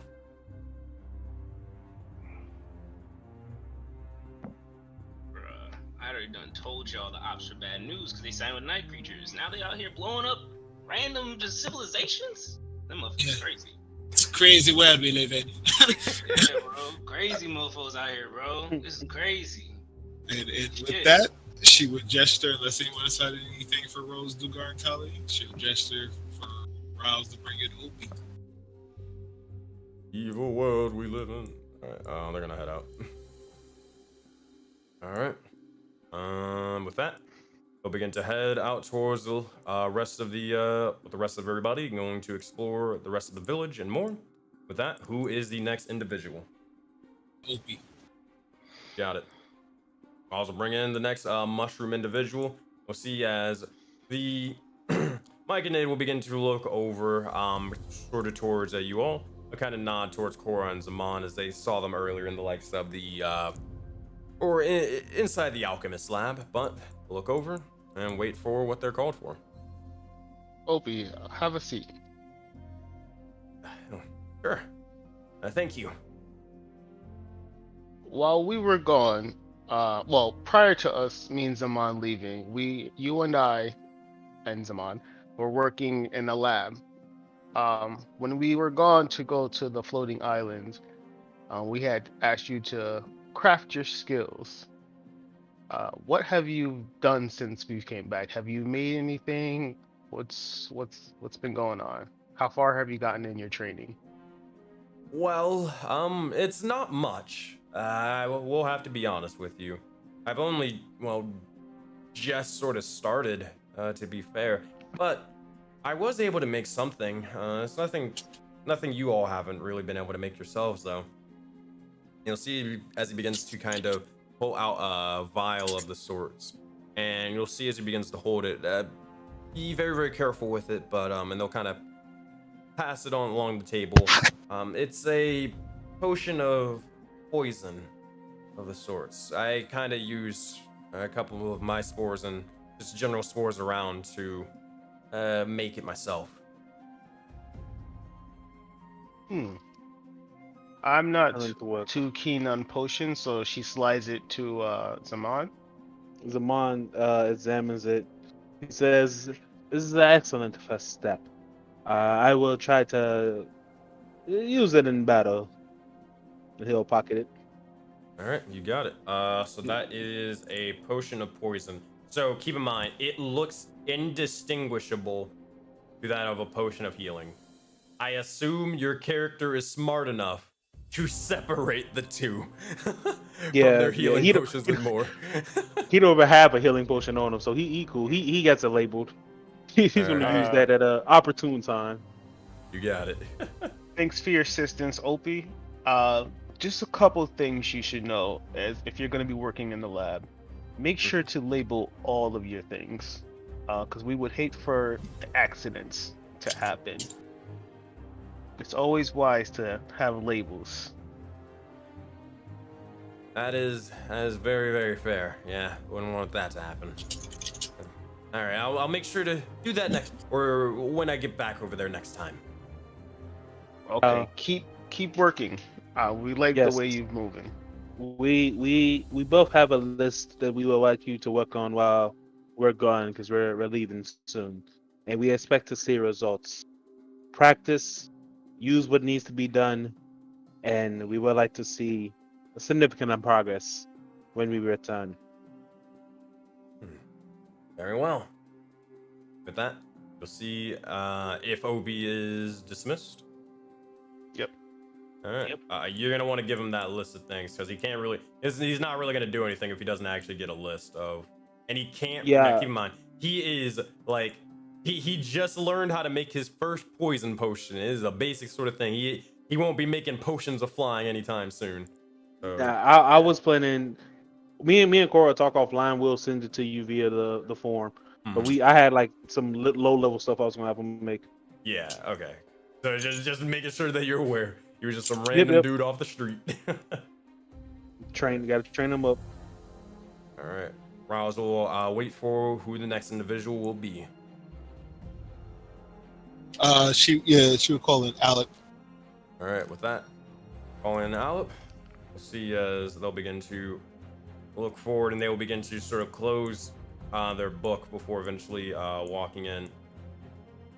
As they do, they'll look over and kind of nod towards you all, and begin to wait to be told to take a seat if they will.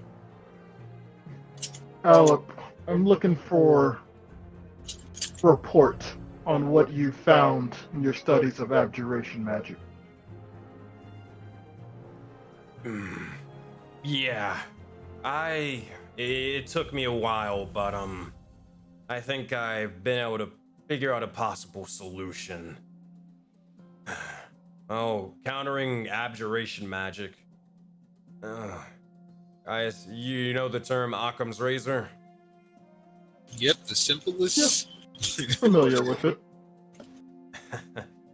I was beating my head against the wall trying to figure this thing out, but it's simpler than you think, and it really does piss me off since I thought it was something highly complex that I didn't necessarily expect. But point is, to counter abjuration magic, well, you use another type of abjuration magic. It's to dispel it with itself. Well, the thing is, from what I understand, abjuration is the father of all defensive and negation magic. Problem is, you need a similar level of abjuration magic to even have a chance at whatever type they've got. So, when it comes to in terms of like this barrier with the dynasty and such, let's say they're casting a 4th level spell. we'd need bare minimum 4th level to have somewhat of a shot, and that's not even a guaranteed. But the higher we have, the higher of a chance we get. Now, this is, again, just a hypothetical, since we don't know how powerful the magic is and how many instances of it may be, but it's definitely a start. Understood. In the magic shop you've been working at, do you have any free scrolls? Free scrolls? I wish I would have a lot to sort of give off. I've been mainly, it's more so, I don't really have too many magics that I'm sort of capable of at the moment. That wasn't the question. Do you have any blank scrolls from the shop? Oh, my bad. I sorry, stupid. I didn't realize what you meant. Yeah, I have a couple of blank scrolls. Give me one. Easy enough. They will pass it along for you to grab, or for you to gather one. I don't know if I can actually do this. Can I input a spell onto a scroll for him to study, or is that something only a wizard can do? Like if I use a spell slot to like put for him to study. Since you are Infernal Heritage and so is he, you can do it, but it's not necessarily like using exactly like the spell scroll like a wizard would do. It's just a differing means of kind of how you do it. But ultimately the result is the same, yes. Because the only abjuration spell I have is counterspell. So if possible, he'd like to, if I need to use a spell slot, it's fine. Just put like the spell into the scroll so he can start actually in studying a bit more in terms of like abjuration magic itself as like a place to start. No need to actually. You actually no. There's actually there's shield and you absorb don't have elements. shield? Actually, yeah, I just realized there is shield and absorb elements. Yeah. So depending on which ones are you placing on, you would need to expend a spell slot. You aren't a wizard, so you would actually have to be pulling the magic and then implanting it on the scroll. That's fine. We'll actually start small then. We will start with like the level 1 like shield and absorb elements, and put that in there for him to study. All right, easy peasy. So you can expend the necessary spell slots for those that you want to have him study.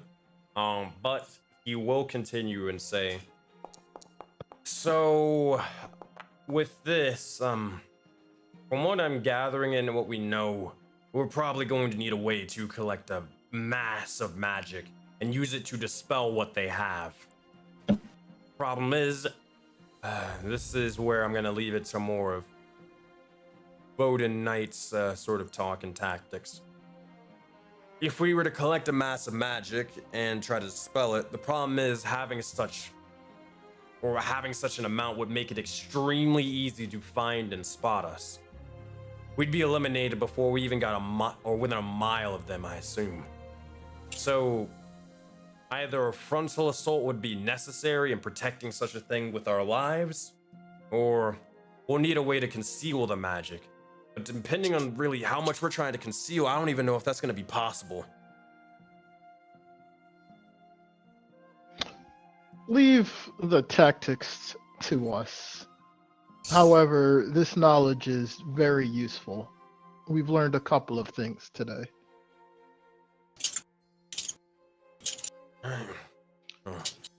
That I kind of nod. Wait, I would recommend you continue studying these 2 scrolls of basic abjuration magic. You should be well versed in both of them. Also, before you go, I have something for you. As Agni kind of goes into like his bag and he pulls out the whip to give to Alep, and he'll approach Alep and he'll say, "You are no longer just a trainee. You have the spells, and now you have the weapon. Wield it with the utmost importance. I'm sure if you need any type of advice or training with weapons, Azura or Hannibal are excellent teachers." We'll see as I begin to look over at it. I'll begin to say, "Thank you. This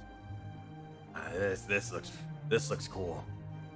This weapon was made specifically for you. Do not lose it. I wouldn't imagine it. We'll see as they kind of look over towards it, and they can almost get lost in the design and intricacies of it. And as they begin to hold it in their hand, begin to not necessarily try to test it out here, but more so you can see a fire lit in their eyes for a moment. This reinvigorates them with more poise, excitement, but also a little bit of intrigue and hope for what the future may hold. I'll put it to the side. It'll put the whip to the side. No. You're dismissed, Alep. Go practice and let me know when I return of your results if the weapon suits you. Is it not? As they begin to do so, Alep begins to walk out and exit. Alep will now level up from level 1 to that of level 2. Nice. Alep will begin to go off and go do their thing. So you can worry about leveling up their character sheet whenever you do, and then I'll import them whenever you're done. Alright. Got the likes of Phil and Hannibal left. Who is coming in next? Oh, yep, Phil. Alright. Phil is gonna come on in. Roz does the whole sort of song and dance, and Phil, as they walk in, they are definitely they're not sweating, but they're more so anxious. Would probably be the best way to kind of explain it. They look over and they're relieved that they can finally talk to or you all for a moment. But as they do, they'll begin to look over.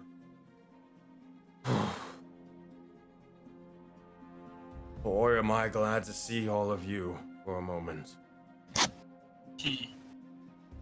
If only it could be mutual. Stop.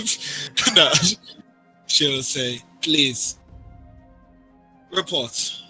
What is going on? Alright. So, boy, where do I start? Well, I guess here, let's start from the top and the least important things. So, the people are still scared of some of you, but with Zaman and Azora recently helping out with their tire changes, they use air quotes, tensions have been relieved. But it's helped out tremendously. People aren't sort of shaking in their boots now, as you all are getting more comfortable in the village, but it's still something. Now, out of game, let me explain this. I'm not saying like any of you have to be like, all right, I gotta go fucking hit up Winter, or I gotta hit up Madraw for a new commission or anything like that.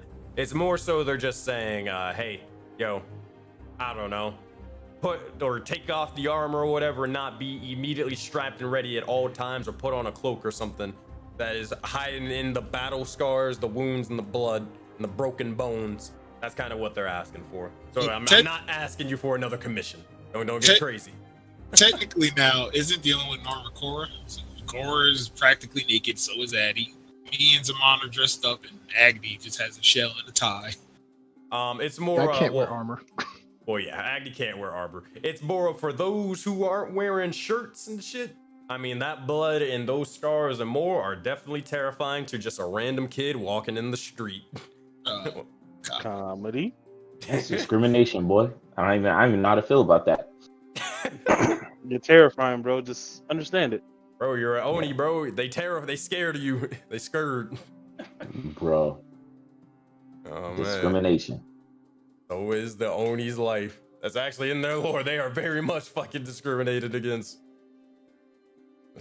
Oh boy.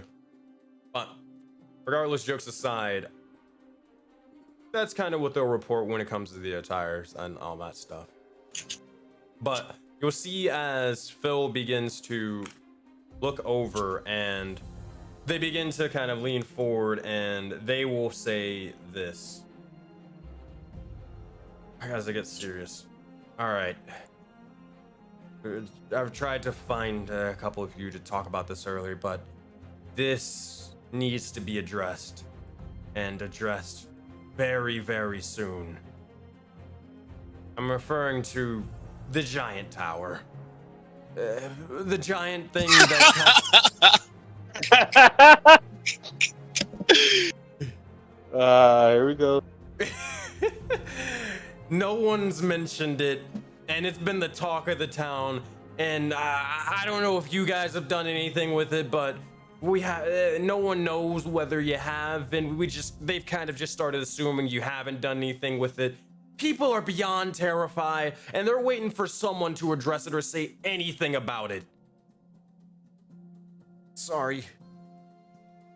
I had assumed it was a building the spirits created, like all the other buildings that popped up. It's not one of ours. I did not have this designed. I remember it popped up, but me and Gore were focused on other things at the time. Sidebar, definitely told y'all shit. As soon as that happened, I definitely told that. Everything I knew to y'all guys, just for the record. Yeah, you told the Knights and all that stuff, so they just still didn't do anything about it. You know where the building came from, just so y'all are aware. I mean, I'm still thought spirits built it. I mean, hey, like, I don't remember the conversation, but it is what it is. When we can, we'll take a look at it. Yes, Phil. I will say, I understand. I really do. You all are busy. You're doing a great job at running the village and such, but I'll be honest with you. The people needs a voice or something, even if it's just a, hey, things are gonna be okay, we're looking into it. That's all they need. They just need something. Because, Phil, you're supposed to be that voice. You're supposed to be keeping them, well, let's just say, docile. Oh, no.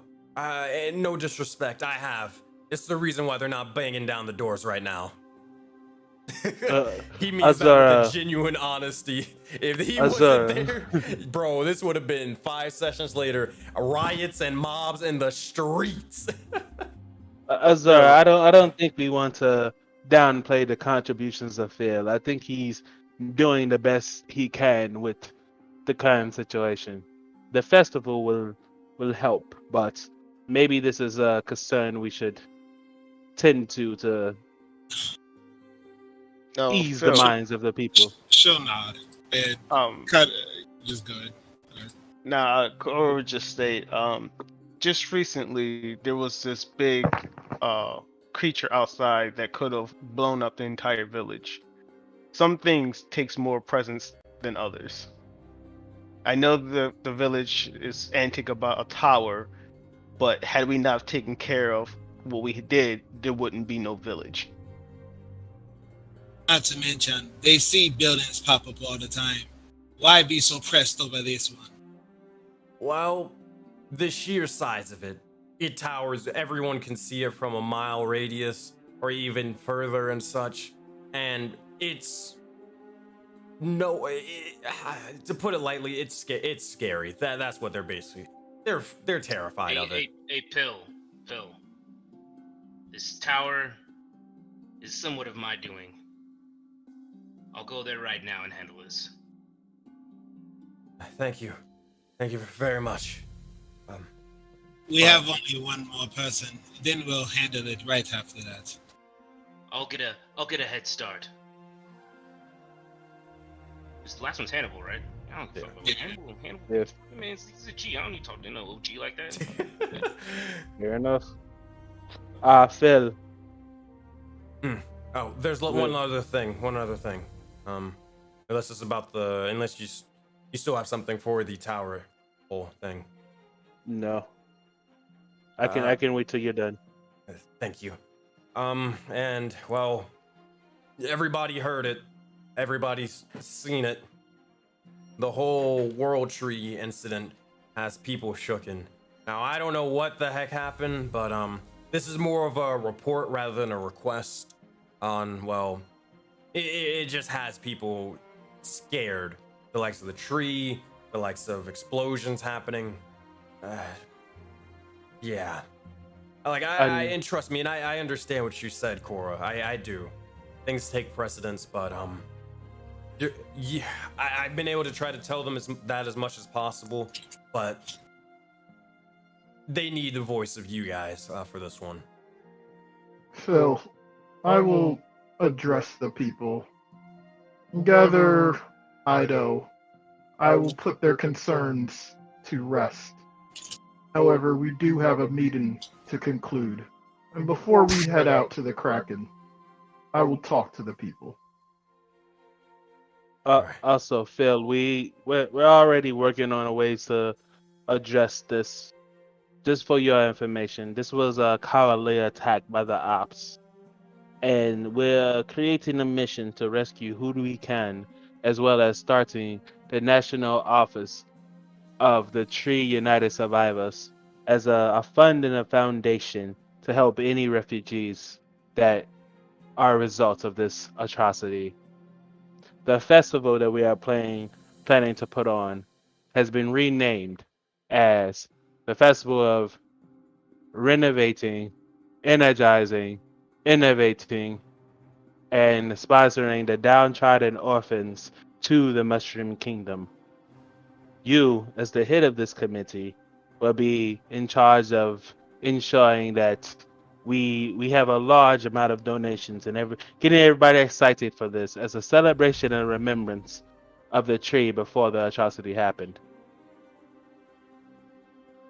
Very well.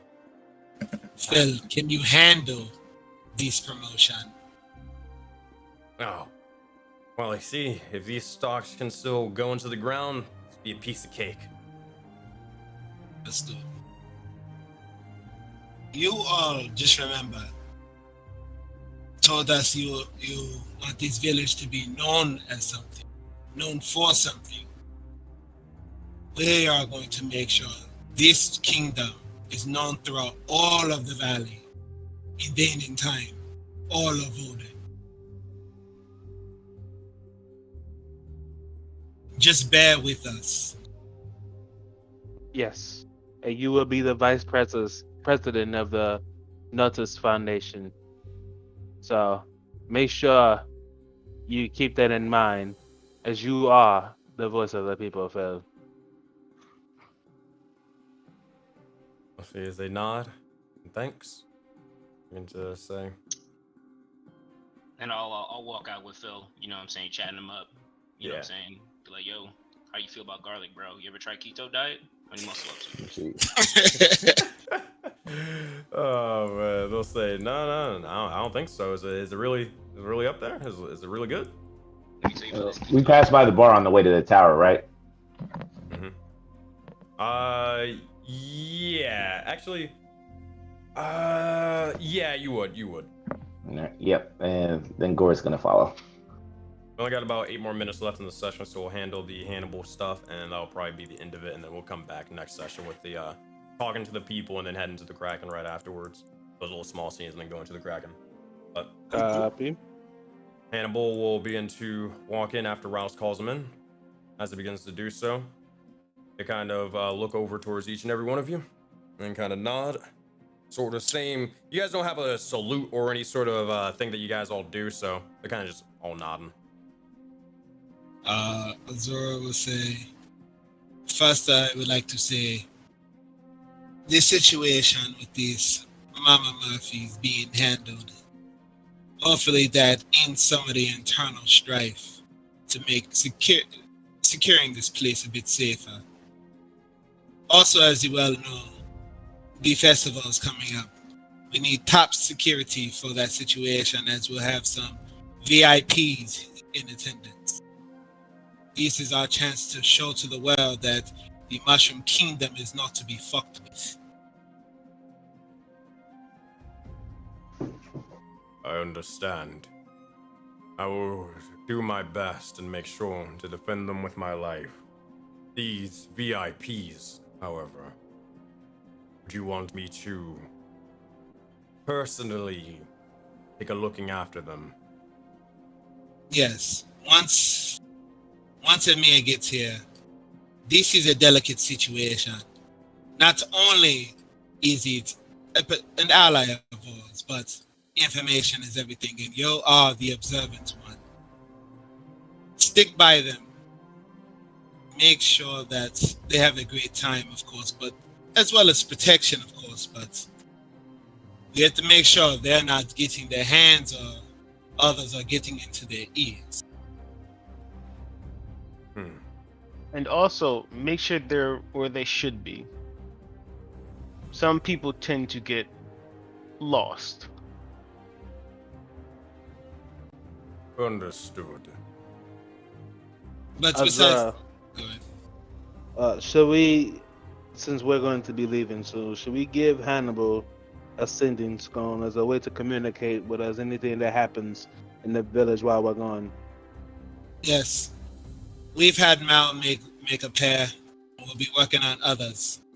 But in the meantime, and she'll gesture for you to give him one. We'll give you one so that way you'll always be able to contact at least one of us in case anything happens upon our departure. But besides that, is there anything you have to report going on in the city? No news is good news. No news. So we'll be getting to look over, and simple as that.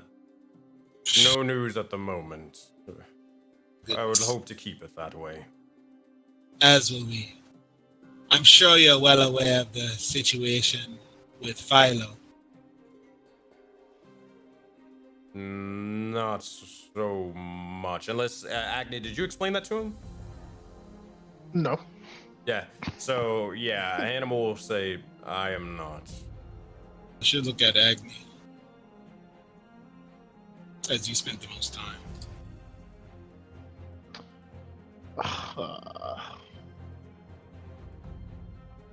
Did you even Philo?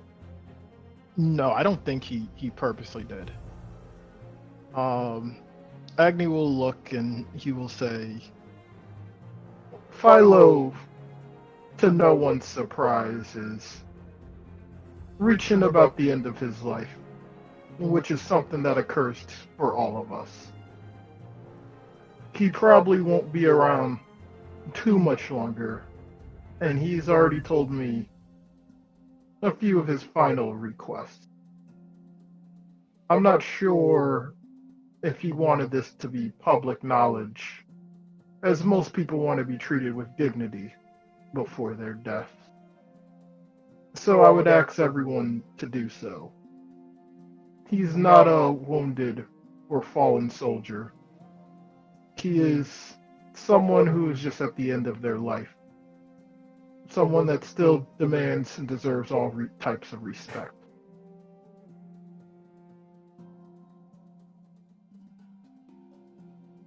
Mama Murphy is Philo's sister.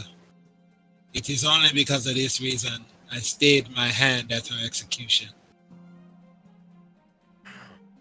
Hannibal begins to sort of grunt and grimace.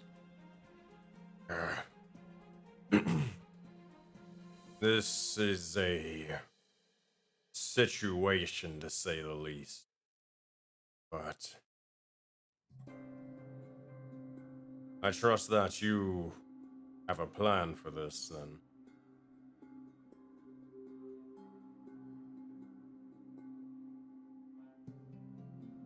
He's saying regarding Philo's death, or what? More so how handling the Mama Murphy situation with the Philo being the brother, blah, blah, blah.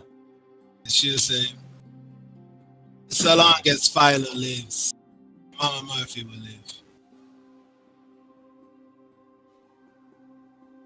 live. Where is she stationed now?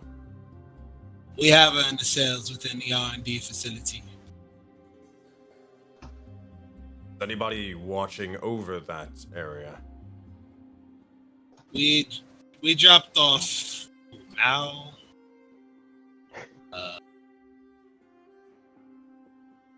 You had your 3 people from the Yurikage, remember? Yeah. Well, Moss would be here, and Riles is here. So Anaki and She gone. Destiny. Bro, he said She gone. Mao is watching over her. It would be Vast and Inaki that should be still there. Bro, I'm like, this man. It's like Joker and Harley Quinn just talking Mao's ear off. Nah, it should be Vast and Inaki still there. Alright. So, I see. Well, that is all I have to report for the likes of my rounds. I will let you know if anything else happens. Understood. That? Yep. Should also remind him that we have people eventually going to your old home to start creating a way for us to extract those mana crystals on a more the regular basis, as well as pick up your supplies, such as your sending stone to connect your old protege. Those should be here shortly. I see. I've seen the quest on the board and such. Very well. That we'll see as Hannibal. Oh. One last thing for you, Hannibal. We've been informed recently that one of your old companions, I believe when I spoke to you about him, Draxel, things have changed slightly with him. If my memory serves me correct, did you have an old sending stone from your group? That's the one we were just talking about. Yeah, that's the thing that he's. Oh. Yeah. Oh, okay. Yeah, yeah. He said last session that it's at his house. Mm-hmm. Ah, okay. Never mind. I'll recount that. All good. All I good. didn't know we discussed that. Azara said, "Well, if there's nothing else, you may go back to your duties. Tomorrow, before we head out to the Kraken, I shall finally show you the move that I've learned under you." Hopefully it will be as effective in battle as it was in training. I will see you all there or when you return. The last thing she wants to say to the group, your Hannibal could go, is real quick.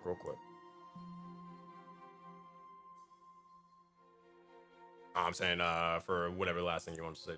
Oh, okay. She's gonna say to the group,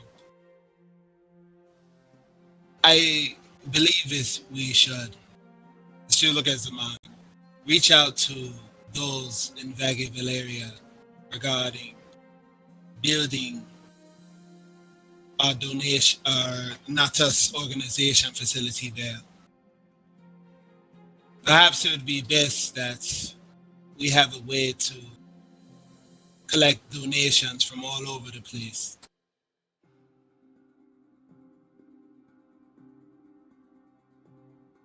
I think that's a fantastic idea.